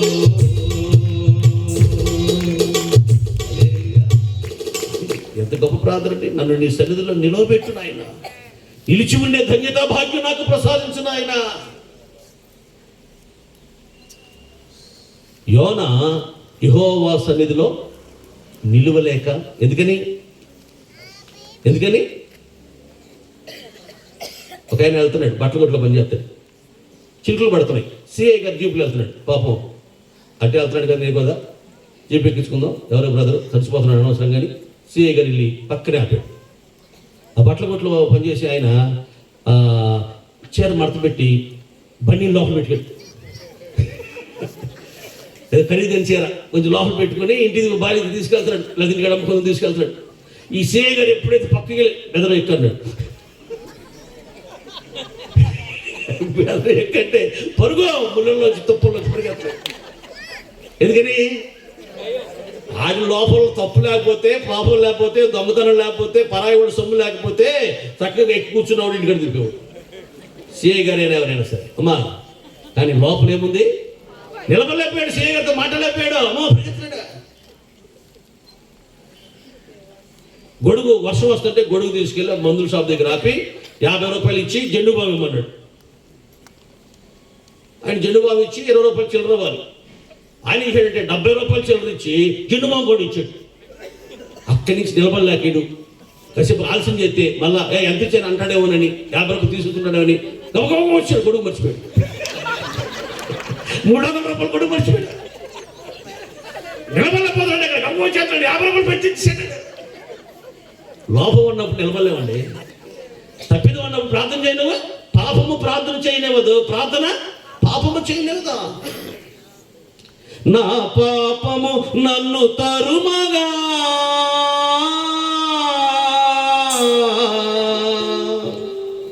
నీ సన్నిధి చేరినానయా దేవా నా మొర వినవా నా ప్రార్థన ఆలకించవా. తరుగుద్ది. యోనా నిలబడలేకపోతాడంటే దేవుని చిత్తం చేయకుండా దేవునికి వ్యతిరేకంగా దేవుని యొక్క సన్నిధిలో నిలబడలేనంత దోషభరితుడయ్యాడు.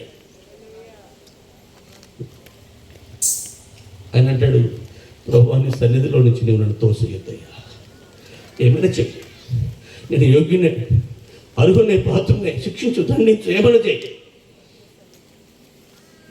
అబ్షాలోముని, అదోనియా, అమ్నోను, దావీదుకి సీరియా ఊరియా పుట్టిన బిడ్డ, నలుగురు టపటప యవనస్తులు చనిపోయారు. ఓకే, నేను పాత్రుడిని అయ్యా, ఊరియని చెప్పాను కదా, గొర్రెకి ప్రతిగా 4 గొర్రెలు ఉంటాయి కదా, ధర్మశాస్త్రం చెప్తుంది కదా, నేను యోగ్యుని అర్హునే, నా బిడ్డలు పోగొట్టుకున్నాను, నా పాపం ఇదే. 10 మంది భార్యలు, యవ్వన కాలంలో అందంతో ఉన్నటువంటి ఆ భార్యలు విధవరాల్లాగా, భర్తని కూడా విధవరాల్లాగా మారిపోయారండి దావీదు భార్యలు 10 మంది. కారణం, నేను చేసిన వ్యభిచారం అనే పాపానికి. తనకున్న ఒక్కగానొక కూతురు తామారు చెరిపివేయబడింది. కారణం, ఆమె నేను పాడు చేశాను. నేను ఎన్నిటికి అనుభవించడానికి యోగ్యునే, పాత్రుని, అర్హునే. కానీ but one thing my lord, ఒక విషయం అయ్యా, ఎన్నైనా భరిస్తా, ఎన్నైనా సహిస్తా, ఎన్నైనా తట్టుకుంటా, ఎన్నైనా తాలుకుంటా, కానీ నీ సన్నిధిలో నుంచి మాత్రం నన్ను దూరం మాత్రం చేయొద్దయ్యా, నీ సన్నిధిలో నుంచి నన్ను దూరం చేయొద్దు. హిమము కంటే తెల్లగా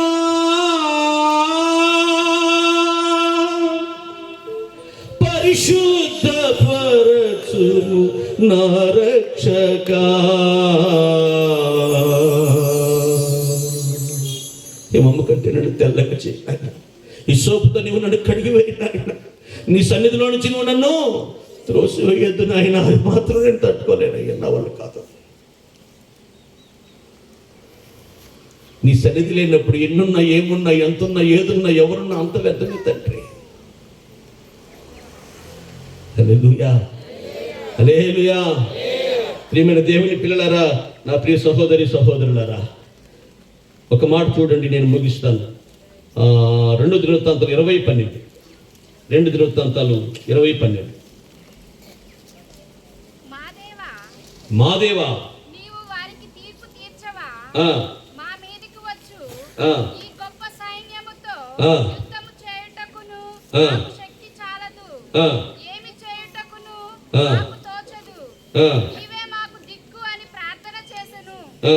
యూదా వారందరూ తమ శిశువులతోనూ భార్యలతోనూ పిల్లలతోనూ. చాలు తల్లి, ఇక్కడ రాజైన యెహోషాపాతు దేవుని సన్నిధికి వెళ్ళిన సమస్య వచ్చిన,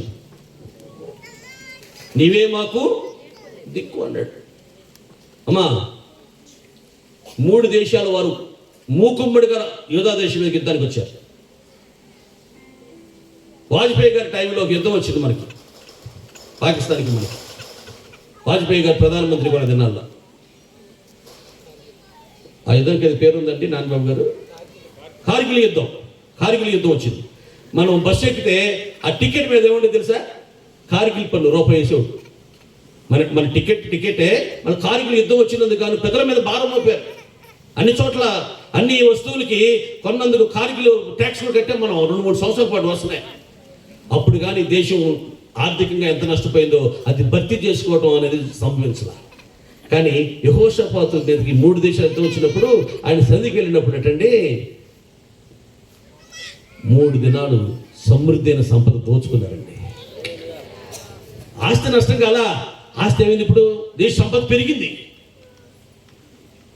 యుద్ధం వస్తే ఏం జరగాలి? డబ్బులు పోలు నష్టం అయిపోవాలి. కోట్లు యుద్ధంలో మనం నష్టపోతే తప్ప ఈ యుద్ధం జరగడం సంభవించదండి. కానీ యుద్ధం వచ్చింది 3 దేశాల మధ్యలో. ఈయనకి ₹1 ఖర్చు కాకపోగా బోళ్ళంత సంపద వచ్చింది. ఒక్క చెమట బిందువు కూడా ఏమలేదు ఖర్చు అవ్వాలి. రక్తం కాదు కదా, చెమట బిందువు కూడా ఖర్చు అవ్వాలి. హౌ? ఎలా?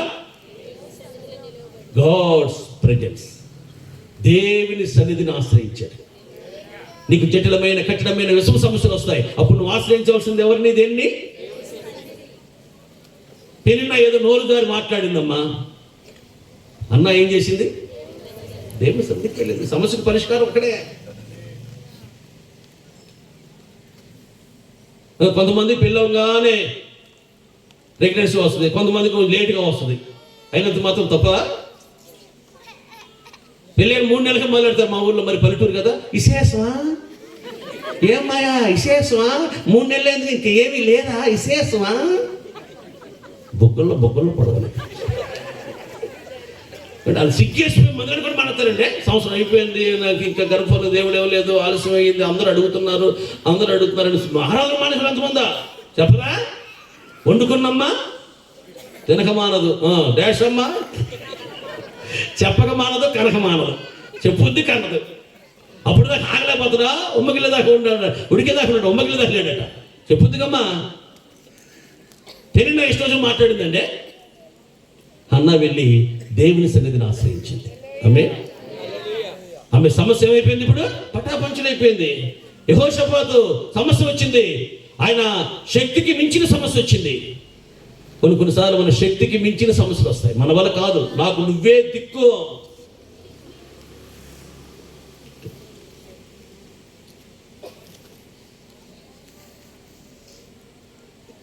నీళ్ళ మునిగిపోయాడు అనుకోండి, గబగబా జుట్టు పట్టుకుని నాకు రాకూడదు. అక్కడ మునిగి గుడ్డు తేలేసేయాలి. అప్పుడు జుట్టు పట్టుకుని మరవ నాకు వచ్చేయాలి. అది ఆడు మునుగుతాడు, నేను ముంచుతాడు. ఆడు మునగగానే ప్రేమ ఎక్కువైపోయి గవాలు ఆడు మునుగుతాడు, నిన్ను ముంచేతాడు. మునగనే దేవుడు కూడా మనం శ్రమలు పడుతుంటే గబాలను ఎంటర్ అవడం కొంచెం చూస్తాడు. కొన్ని పాఠాలు నేర్చుకోవాలి ఈ శ్రమంలో అని. అంతా అయిపోయిన తర్వాత ఇక అప్పుడు ఎంటర్ అవుతాడు ఆయన. పక్షిరాజు పిల్లలు తీసుకెళ్ళి వదిలేస్తారనమాట. అది రెక్కలు చాపి ఎలా ఎప్పుడైతే పిల్ల పక్షి పడిపోతుందో నేను అప్పుడు కాపాడుకుంటుంది. ఆయన ప్రేమించిన గొర్రెలను కడపడికి కాపాడుకునేవాడు. మధ్యలో విడిచిపెట్టేసే వ్యక్తి కాదు ఆయన. అమ్మా దేవుని సన్నిధికి వెళ్ళాడు. అయ్యా నాకు వచ్చిన సమస్య ఇది, నా వలైతే కాదు నాయన, నాకున్న ఏకైక దిక్కు నువ్వే అని మొరపెట్టుకున్నాడు. ఆయన వేడుకున్నాడు. ఈ రాత్రి వేళ ఎలాంటి సమస్యతో బాధపడుతున్నావో, ఎలాంటి కన్నీటితో ఈ స్థలంలో కూర్చున్నావో, ఎలాంటి వేదన అనుభవిస్తున్నావో, అది నీ బిడ్డల దగ్గర నుంచా, ఆర్థిక సమస్య, అనారోగ్య సమస్య, ఆ సమస్య ఏదైనా సరే, కుటుంబ సమస్యలా, ఆర్థిక ఇబ్బందులా, కలతల కాపురమా, కన్నీటి పర్యంతమా, యేసు సన్నిధికి రండి, ఫలితము కలదండి. ప్రభు యేసు సన్నిధికి రండి, ఫలితము కలదండి. భారముతో ప్రయాసముతో అలసిన జనులారా, వేదనతో రోదనతో కృంగిన ప్రజలారా, యేసు సన్నిధికి రండి, ఫలితము కలదండి. ప్రభు యేసు సన్నిధికి రండి, ఫలితము కలదండి. భారముతో ప్రయాసముతో అలసిన ప్రజలారా,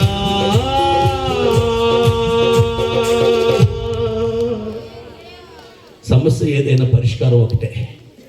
ఆమేన్. ఏ తాళపు కప్పవాడు కూడా చెవులు చేయకుండా తాళ కప్పలు ఒకటే సేలు పెట్టడం. అవసరమైతే 1, 2, 3, 4 చెవులు ఖచ్చితంగా కప్పుకుంటాయి. సమస్య తాళపు కప్పైతే పరిష్కారం దేవుని దగ్గర ఉంది. హల్లెలూయా. సులభముగా సునాయాసంగా ఇలా పెట్టి ఇలా దీపం అయిపోతుంది అంతే. యెహోషాపాతు ఏమి చేయలే. మోయాబీలు, అమ్మోనీయులు అనండి. మీరు భలే వల్ల మీరా అయ్యగారు వింటాడు అట్లా ఎవరు ఉండి వాళ్ళు ఏం చేశారయ్య అంటే 3 దేశాల వాళ్ళు వస్తే, అమ్మా బైబిల్లో రాయబడింది, ఏంజిల్స్ దేవదూతలు వచ్చి కనపడవి, అదృశ్యమవుతాయి. నువ్వేంటి నన్ను కొడుతున్నావు, మన ముగ్గురు కలిసి కదా ఏదో వాళ్ళకి వెళ్ళాల్సింది, నువ్వు నన్ను కొడతావు, నేను ఎక్కడ కొట్టాను, బల్లె కుదిరే ఎగొట్టేంటి అని ఈడు మయో వీడు అమ్మో నీడు ఏంటా నువ్వు కొడుతున్నావు, నన్ను కొడుతున్నావు, డొక్కలు పడుతున్నావు, డొక్కలు పడుతున్నావు పొడిచింది దేవదూత. ఆ ఏంజిల్స్ వచ్చి ఒకరినొకరు బైబిల్, తెలుగు బైబిల్లో మాటుగాండ్రు అని రాయబడింది, కానీ ఇంగ్లీష్ బైబిల్లో ఏంజిల్స్ దేవుడు పంపించాడండి. ఆ రోజున హిజ్కియా కాలంలో 1,85,000 మంది చనిపోయిన ఆ దేవదూతలు ఇక్కడ వారిలో వారికి ఏం పుట్టేసింది, ఇప్పుడు వైరం పుట్టించేసింది. అందుకని నన్ను చంపుతున్నావు ఈడు, నాకు శత్రువు అయ్యావు, మనమంతా కలిసి మూకుమ్మడిగా ఉమ్మడి పోరాటం చేసి యెహోషాపాతుని చంపుదామని వచ్చి ఇక్కడికి వచ్చి వచ్చిన తర్వాత నువ్వు నన్ను చంపుతున్నావు, నన్ను కొడుతున్నావు, నన్ను తిరుగుతున్నావు ఏంటని వీళ్ళు వాళ్ళు కొట్టుకుంటే వాళ్ళు వీళ్ళ కొట్టుకుంటే 3 దేశాల వాళ్ళు పడుకుని తెచ్చుకోరు. పెట్టపోరు ఈ చెమట కూడా లేదు, రక్తపు బొట్టు కూడా గారల, చెమట చుక్క కూడా గారల, ₹10 ఖర్చు అవ్వాల. దేవుని సన్నిధిలో ఉండి యెహోషాపాతు ప్రార్థన చేస్తూనే ఉన్నాడు. అమ్మా సమస్య అంతా ఆయన చూసుకున్నాడు. ఈ 3 దినాలు దేవుడు అద్భుతమైన ఆశ్చర్యమైన కృపా కార్యాలు ఆయన సన్నిధిలో ఉన్న మీ జీవితాలు జరిగించునుగాక. దావీదు వలె ఆయన సన్నిధిని మిక్కిలిగా అపేక్షించే వారముగా మనము, మన కుటుంబాలు, మన పిల్లలు ఆయన సన్నిధిలో ఉంటే చాలు అనే ఆ ధన్యకరమైన పొందును అనుభవించే వారంగా, అడిగి పొందుకునే వారంగా మనం ముందుగాక. మన అవసరాలు, మన అక్కరలు దేవుడు తన కృపలో తీర్చునుగాక. మన నోటి నిండా నవ్వుంచునుగాక. దేవుని పిల్లల సమస్యలు పరిష్కరించి మన జీవితాల్లో ఉన్నటువంటి ఆ చిక్కటి ఆ సమస్యాత్మకమైన విషమ పరిస్థితుల్లో నుంచి దేవుడు బయటికి తీసుకొచ్చి మన జీవితాలు దీవెనదాయకంగా, ఆశీర్వాదకరంగా తీర్చిదిద్దును కాక. నీ సన్నిధిలో నిత్యము నేను నా కుటుంబం ఉండాలి నాయన అని దావీదు వలె మనము కూడా ప్రార్థించబద్దులమై ఉన్నాము. దయచేసి లేచి నిలబడండి. My lord, please give me your mighty presence. నాకు నీ సన్నిధి కావాలి.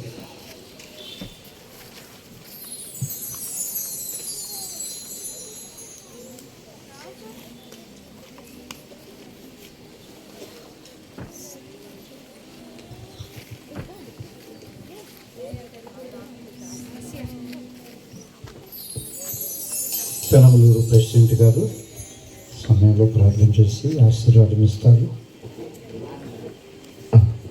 ఆనందరావు గారు ఆశీర్వాదం ఇస్తారు. ఒక విషయం గమనించండి, మీకు వచ్చినటువంటి అందరికీ కూడా భోజనాలు ఏర్పాటు చేయబడ్డాయి. వెనక భాగంలో రండి. దైవ సేవకులు మాత్రం కిరణ్ గారింటికి వెళ్ళాలని భోజనానికి మనవి చేస్తున్నాం. ఈ విషయాన్ని మర్చిపోవద్దు. రైట్ భాగంలోకి వెళ్ళి పైకి వెళ్తే సిమెంట్ రోడ్డు ఉంటుంది, అక్కడికే పోయిన సంవత్సరం మనం అందరూ అక్కడ భోజనాలు చేస్తాం. ఆ స్థలానికి వెళ్ళండి. తెలియని వారు, తెలిసిన వారితో వెళ్ళండి. అందరూ భోజనం చేసి వెళ్ళాలి, ఎవరు భోజనం చేయకుండా వెళ్ళకూడదు. మనం చేస్తున్నాం సమయంలో